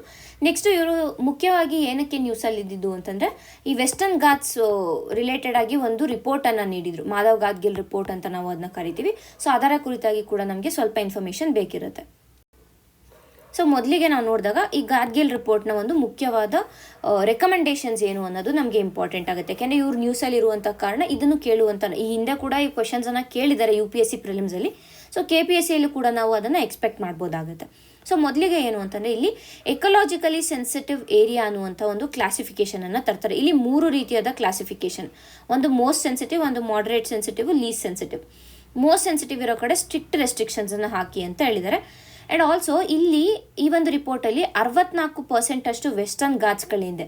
ನಮ್ಮ ಏನು ಸಹ್ಯಾದ್ರಿ ಬೆಟ್ಟಗಳೇನಿದ್ದಾವೆ, ಪಶ್ಚಿಮ ಘಟ್ಟಗಳೇನಿದೆ, ಈ ಪಶ್ಚಿಮ ಘಟ್ಟದಲ್ಲಿ ಸುಮಾರು 64% ಎಕೊಲಾಜಿಕಲಿ ಸೆನ್ಸಿಟಿವ್ ಏರಿಯಾ ಅಂತ ಈ ಒಂದು ರಿಪೋರ್ಟಲ್ಲಿ ಹೇಳಿರುವಂಥದ್ದು. ಈ ಒಂದು ನಂಬರ್ ಏನಿದೆ, ಈ ನಂಬರ್ ಕೂಡ ನಮಗೆ with respect to prelims important ಆಗುತ್ತೆ. ಸೊ ಅದನ್ನು ನೋಡ್ಕೊಳ್ಳಿ. ನೆಕ್ಸ್ಟ್ ಈಗ ನಾನು ಇಲ್ಲಿ ಹೇಳಿದೆ ಕೆಲವೊಂದು ಇದನ್ನು ರೆಸ್ಟ್ರಿಕ್ಟ್ ಮಾಡಿದ್ದಾರೆ, ಅಂದರೆ ಅನುಮತಿ ನೀಡಿಲ್ಲ ಕೆಲವೊಂದು ಆ್ಯಕ್ಟಿವಿಟೀಸ್ಗಳಿಗೆ, ಕೆಲವೊಂದು ಚಟುವಟಿಕೆಗಳಿಗೆ ಅಂತ. ಸೊ ಯಾವ ಚಟುವಟಿಕೆಗಳನ್ನು ಬ್ಯಾನ್ ಅಥವಾ ರೆಗ್ಯುಲೇಟ್ ಮಾಡೋದಕ್ಕೆ ಈ ಒಂದು ಗಾಡ್ಗಿಲ್ ರಿಪೋರ್ಟ್ ಹೇಳಿತ್ತು ಅಂತಂದರೆ, ಒಂದು ಮೈನಿಂಗ್ ಅಥವಾ ಕ್ವಾರಿಯಿಂಗ್, ತದನಂತರ ಥರ್ಮಲ್ ಪವರ್ ಪ್ಲಾಂಟ್ಸ್ಗಳೇನಿರ್ತವೆ ಅವುಗಳು, ಮತ್ತು ದೊಡ್ಡ ಡ್ಯಾಮ್ಗಳನ್ನು ಕಟ್ಟಬಾರ್ದು, ಮತ್ತು ರೆಡ್ ಕ್ಯಾಟಗರಿ ಇಂಡಸ್ಟ್ರೀಸ್ ಅಂತ ಏನು ಹೇಳ್ತೀವಿ, ಅಂದರೆ ಈಗ ಎಲ್ಲಿ ಹೆಚ್ಚಿನದಾಗಿ ಮಾಲಿನ್ಯವನ್ನು ಮಾಡುವಂಥ ಇಂಡಸ್ಟ್ರೀಸ್ಗಳೇನಿರ್ತಾನೆ ಅದ್ರ ಜೊತೆಗೆ ಪರಿಸರ ಮಾಲಿನ್ಯವನ್ನು ಹೆಚ್ಚಿನದಾಗಿ ಮಾಡುವಂಥ, ಅಂದರೆ ಪರಿಸರಕ್ಕೆ ಹಜಾರ್ಡಸ್ ಅಥವಾ ಏನಂತೀವಿ ಕುತ್ತನ್ನು ತರುವಂಥ ಸೆಕ್ಟರ್ಗಳೇನಿರ್ತವೆ ಅಂಥ ಒಂದು ಇಂಡಸ್ಟ್ರೀಸ್ಗಳನ್ನು ನಾವು ರೆಡ್ ಕ್ಯಾಟಗರಿ ಇಂಡಸ್ಟ್ರೀಸ್ ಅಂತ ಕರಿತೀವಿ. For example iron and steel industries ಇರ್ಬೋದು, ಫಾರ್ಮಾಸ್ಯೂಟಿಕಲ್ಸ್ ಇರ್ಬೋದು, ಇವೆಲ್ಲನೂ ರೆಡ್ ಕ್ಯಾಟಗರಿ ಇಂಡಸ್ಟ್ರೀಸ್ ಆಗುತ್ತೆ. ತದನಂತರ unsustainable construction and township, obvious ಆಗಿ ಮಲೆನಾಡು ಅಥವಾ ನಾವು ಪಶ್ಚಿಮ ಘಟ್ಟಗಳಲ್ಲಿ ಹೋಗಿ ಅನ್ಸಸ್ಟೈನಬಲ್ ಕನ್ಸ್ಟ್ರಕ್ಷನನ್ನು ಮಾಡ್ತೀವಿ ಅಂದರೆ ಏನಾಗುತ್ತೆ, ಭೂಕುಸಿತಗಳಾಗುತ್ತೆ, ಮತ್ತು ಅರ್ತ್ಕ್ವೇಕ್ಸ್ಗಳಾಗುವ ಸಾಧ್ಯತೆಗಳಿರುತ್ತೆ, ಲ್ಯಾಂಡ್ಸ್ಲೈಡ್ಸ್ಗಳು ಹೆಚ್ಚಾಗುವ ಸಾಧ್ಯತೆಗಳು. ಸೊ ಇವೆಲ್ಲನೂ ನಾವು ಏನಂತೀವಿ ನೋಡ್ಕೋಬೇಕಾಗುತ್ತೆ. ಸೊ ಈ ಒಂದು ಆ್ಯಕ್ಟಿವಿಟೀಸ್ಗಳನ್ನು ಗಡ್ಗಿಲ್ ರಿಪೋರ್ಟ್ ಏನು ಹೇಳಿತ್ತು ಅಂದರೆ ಮಾಡಬಾರ್ದು ಅಥವಾ ಬ್ಯಾನ್ ಮಾಡಬೇಕು ಅಥವಾ ಸ್ಟ್ರಿಕ್ಟ್ ಇದನ್ನು ರೆಗ್ಯುಲೇಟ್ ಮಾಡಬೇಕು ಅಂತ ಹೇಳಿರುವಂಥದ್ದು. ಸೊ ಇದು ನಮಗೆ ಇಂಪಾರ್ಟೆಂಟ್ ಆಗುತ್ತೆ. ತದನಂತರ ಏನು ಅಂದರೆ ಇವರಿಗೆ ಬಂದಿರುವಂಥ ಅವಾರ್ಡ್ಗಳು ನಮಗೆ ಇಂಪಾರ್ಟೆಂಟ್ ಆಗುತ್ತೆ. Champions of Earth award, Padma Shri, Padma Bhushan ಕೂಡ ಇವರಿಗೆ ಬಂದಿದೆ. Tyler Prize for Environmental Achievement ಬಂದಿದೆ, ಮತ್ತು ಓಲ್ವಾ ಎನ್ವಿರಾನ್ಮೆಂಟ್ ಪ್ರೈಸ್ ಬಂದಿದೆ. ಸೊ ಇದೆಲ್ಲ ಕೂಡ ನಮಗೆ ಇಂಪಾರ್ಟೆಂಟ್, ಅವಾರ್ಡ್ಸ್ಗಳು ಕೂಡ ನಮಗೆ ಇಂಪಾರ್ಟೆಂಟ್ ಆಗುತ್ತೆ. ಆ್ಯಂಡ್ ಇವರ ಬಗ್ಗೆ ಮತ್ತಷ್ಟು ಇನ್ಫಾರ್ಮೇಷನನ್ನು ನಾವು ನಮ್ಮ ಟೆಲಿಗ್ರಾಮ್ ಚಾನಲಲ್ಲಿ ಹಾಕಿದ್ದೀವಿ. ಸೊ ನೀವು ಹೋಗಿ ಅಲ್ಲಿ ಕೂಡ ನೀವು ಇದನ್ನು ರಿವೈಸ್ ಮಾಡ್ಕೋಬೋದಾಗುತ್ತೆ. ಸೊ ಈಗ ಮುಂದಿನ ಒಂದು ಆರ್ಟಿಕಲ್ನ ನೋಡೋಣ.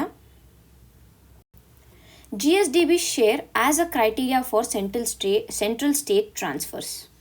ಸೊ ಈ ಒಂದು ಆರ್ಟಿಕಲಲ್ಲಿ GSDP ಏನಿದೆ ಇದನ್ನು ಸೆಂಟ್ರಲ್ ಸ್ಟೇಟ್ ಟ್ರಾನ್ಸ್ಫರ್ಸ್ಗಳು ಏನು ನಡೆಯುತ್ತೆ ಅಂದರೆ, ಈಗ ಕೇಂದ್ರ ಸರ್ಕಾರ ರಾಜ್ಯ ಸರ್ಕಾರಗಳಿಗೆ ಕೊಡುವಂಥ ಹಣಕಾಸಲ್ಲಿ ಈ GSDPಯನ್ನು ಕನ್ಸಿಡರ್ ಮಾಡಬೇಕಾ ಅನ್ನುವಂಥ ಒಂದು ಕ್ವೆಶನನ್ನು ಇಲ್ಲಿ ಕೇಳ್ತಾ ಇರೋದು. ಅಂದರೆ ಅದನ್ನ ಕನ್ಸಿಡರ್ ಮಾಡಿದ್ರೆ ಏನಾಗುತ್ತೆ, ಮಾಡಿಲ್ಲ ಅಂದರೆ ಏನಾಗುತ್ತೆ ಅನ್ನೋದ್ರ ಕುರಿತಾಗಿ ಇಲ್ಲಿ ನಾವು ಮಾತಾಡ್ತೀವಿ.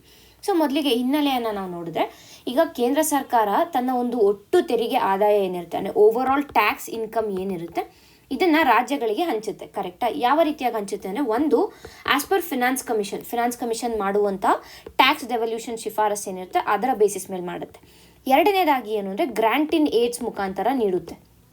ಕರೆಕ್ಟಾ?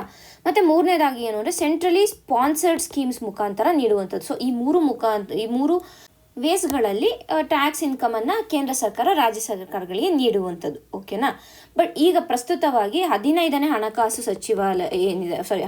ಆಯೋಗ ಏನಿದೆ, 15th ಫಿನಾನ್ಸ್ ಕಮಿಷನ್ ಏನಿದೆ, ಇದರ ಪ್ರಕಾರ ಏನು ಅಂತಂದರೆ ಕೇಂದ್ರ ಸರ್ಕಾರ ಸೆಂಟರ್ ಟು ಸ್ಟೇಟ್ ಕೊಡಬೇಕಾಗಿರುವಂಥ ಟ್ಯಾಕ್ಸ್ ಡೆವಲ್ಯೂಷನ್ ಏನಿದೆ ಇದು 41% ಅಂತ ಹೇಳಿರೋದು. ಯಾವುದು? 15th finance commission. ಇದರ ಜೊತೆಗೆ ಗ್ರಾಂಟ್ಸ್ ಮತ್ತು ಸೆಂಟ್ರಲಿ ಸ್ಪಾನ್ಸರ್ಡ್ ಸ್ಕೀಮ್ಸ್ ಏನಿದೆ ಇದು.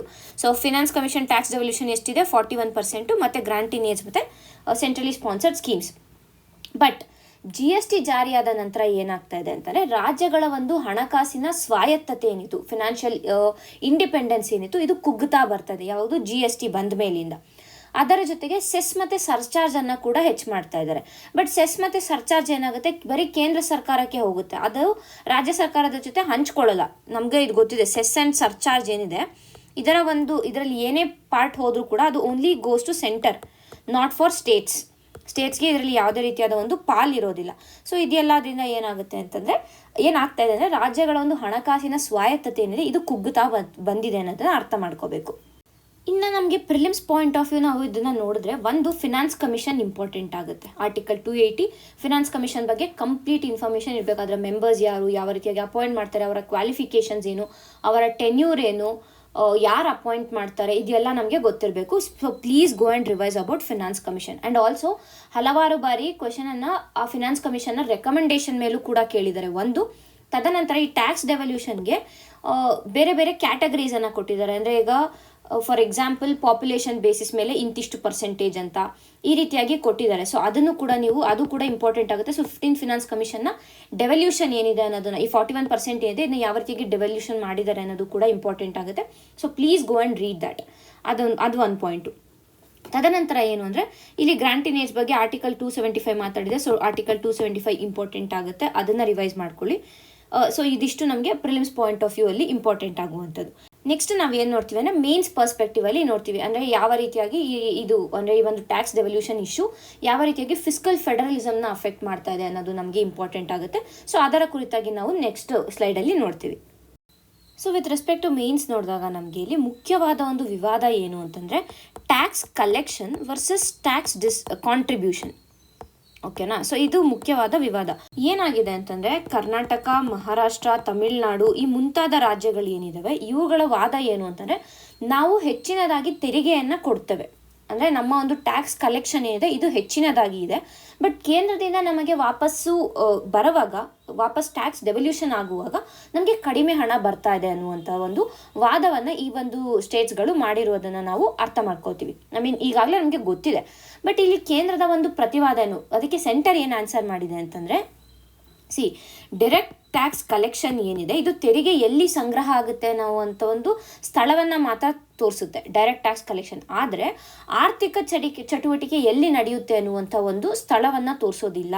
ಅಂದರೆ ಇಲ್ಲಿ ಏನು ಹೇಳಕ್ಕೆ ಟ್ರೈ ಮಾಡ್ತಾ ಇದ್ದಾರೆ, ಈ ಸ್ಟೇಟ್ಸ್ಗಳು ಏನಿದ್ದಾರೆ ನೀವು ಡೈರೆಕ್ಟ್ ಟ್ಯಾಕ್ಸ್ಗೆ ಕಾಂಟ್ರಿಬ್ಯೂಟ್ ಮಾಡ್ತಾ ಇರ್ಬೋದು, ಬಟ್ ಅಲ್ಲಿ ಆ್ಯಕ್ಚುಲ್ ಆಗಿ ಏನು ಎಕನಾಮಿಕ್ ಆಕ್ಟಿವಿಟೀಸ್ ನಡೀತಾ ಇದೆ ಅದು ನಿಮ್ಮ ರಾಜ್ಯದಲ್ಲಿ ನಡೀತಾ ಇಲ್ಲ. ನಾವು ಎಲ್ಲಿ ಜಾಸ್ತಿ ಡಿವಲ್ಯೂಷನ್ ಎಲ್ಲಿ ಯಾವೊಂದು ರಾಜ್ಯಕ್ಕೆ ಕೊಡ್ತಾ ಇದೀವಿ ಅಲ್ಲಿ ಹೆಚ್ಚಿನದಾಗಿ ನಡ್ತಾ ಇದೆ. ಸೊ ಅದಕ್ಕಾಗಿ ನಾವು ಅಲ್ಲಿಗೆ ಕೊಡ್ತಾ ಇದ್ದೀವಿ ಅಂತ ಅವರು ಇದನ್ನು ಹೇಳಿದ್ದಾರೆ. ಓಕೆನಾ. ಫಾರ್ ಎಕ್ಸಾಂಪಲ್ ಇಲ್ಲಿ ತಮಿಳ್ನಾಡಲ್ಲಿ ಕಾರ್ ತಯಾರಿಕೆ ನಡೀತಾ ಇದೆ ಅಂತ ಅಂದ್ಕೊಳ್ಳೋಣ. ಅಂದರೆ ಫಾರ್ ಎಕ್ಸಾಂಪಲ್ ತಮಿಳ್ನಾಡಲ್ಲಿ ಕಾರ್ ಮ್ಯಾನುಫ್ಯಾಕ್ಚರಿಂಗ್ ನಡೀತಾ ಇದೆ.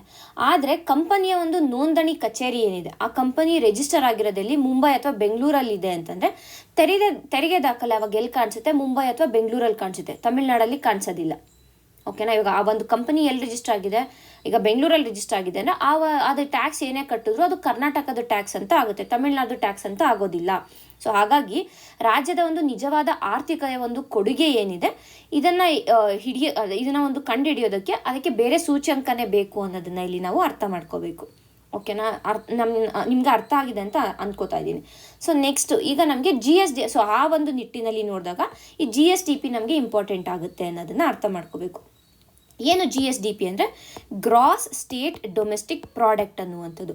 ಸೊ ಇದು ಏನು ಹೇಳುತ್ತೆ ಅಂದರೆ ಒಂದು ರಾಜ್ಯದ ಒಳಗೆ ಉತ್ಪಾದನೆಯಾಗಿರುವಂತಹ ಒಟ್ಟು ಆರ್ಥಿಕ ಮೌಲ್ಯ ಒಂದು ರಾಜ್ಯದ ಒಳಗಡೆ. ಈಗ ಏನು GDP ಅಂದ್ರೇನು, ಭಾರತದ ಒಳಗಡೆ ಏನೇನು ಎಕನಾಮಿಕ್ ಆಕ್ಟಿವಿಟೀಸ್ ಆಗಿರುತ್ತೆ ಅದು, ಅಂದರೆ ಇನ್ಕಮ್ ಏನು ಕನೆಕ್ಟ್ ಆಗಿರುತ್ತೆ ಅದು. ಅದೇ ರೀತಿಯಾಗಿ GSDP ಅಂದರೆ ಒಂದು ರಾಜ್ಯದ ಒಳಗೆ ಉತ್ಪಾದನೆಯಾಗಿರುವಂಥ ಒಟ್ಟು ಆರ್ಥಿಕ ಮೌಲ್ಯ ಅನ್ನೋದನ್ನು ಅರ್ಥ ಮಾಡ್ಕೋಬೇಕು. ಸೊ ಈ ಒಂದು ಲೇಖನದಲ್ಲಿ ಏನು ಹೇಳ್ತಾ ಇದ್ದಾರೆ ಅಂತಂದರೆ ಈ GSDP ಏನಿದೆ ಇದು ಟ್ಯಾಕ್ಸ್ ಬೇಸ್ ಆಗಿ ವರ್ಕ್ ಮಾಡುತ್ತೆ. ಅಂದರೆ ಒಂದು ಏನು ತೆರಿಗೆ ಉತ್ಪತ್ತಿ ಆಗೋದಕ್ಕೆ ಇದೇ ಒಂದು ಮೂಲ ಕಾರಣ ಅನ್ನೋದನ್ನು ಅರ್ಥ ಮಾಡ್ಕೋಬೇಕು. ಆದರೆ GST ಏನಿದೆ, GST ಇಸ್ ಡೆಸ್ಟಿನೇಷನ್ ಬೇಸ್ಡ್, ಯಾವ ಒಂದು ರಾಜ್ಯಕ್ಕೆ ಹೋಗಿ ತಲುಪುತ್ತೆ ಅಲ್ಲಿಂದ ಬರುವಂಥದ್ದು. ಸೊ ಅದರಿಂದ ಏನಾಗುತ್ತೆ ಅಂದರೆ ಅಂತಿಮ ಬಳಕೆಯ ಮೂಲಕ ಇಲ್ಲಿ ತೆರಿಗೆ ವಸೂಲಿ ಏನಿದೆ ಅದು ರಾಜ್ಯದಲ್ಲೇ ಕಾಣುತ್ತೆ ಅನ್ನೋದನ್ನ ಅರ್ಥ ಮಾಡ್ಕೋಬೇಕು. ಸೊ ಹಾಗಾಗಿ ಇಲ್ಲಿ ಏನು ಹೇಳ್ತಾ ಇದ್ದಾರೆ, ಈ GSTP ಬೇಸ್ಡ್ ಬೇಸಿಸ್ ಮೇಲೆ ಈ ಒಂದು ಏನಾದ್ರು ಹಣಕಾಸನ್ನು ಹಂಚಿಕೆ ಮಾಡಿದ್ರೆ ಇಲ್ಲಿ ಏನಾಗುತ್ತೆ ಅಂತಂದರೆ ಕರ್ನಾಟಕ,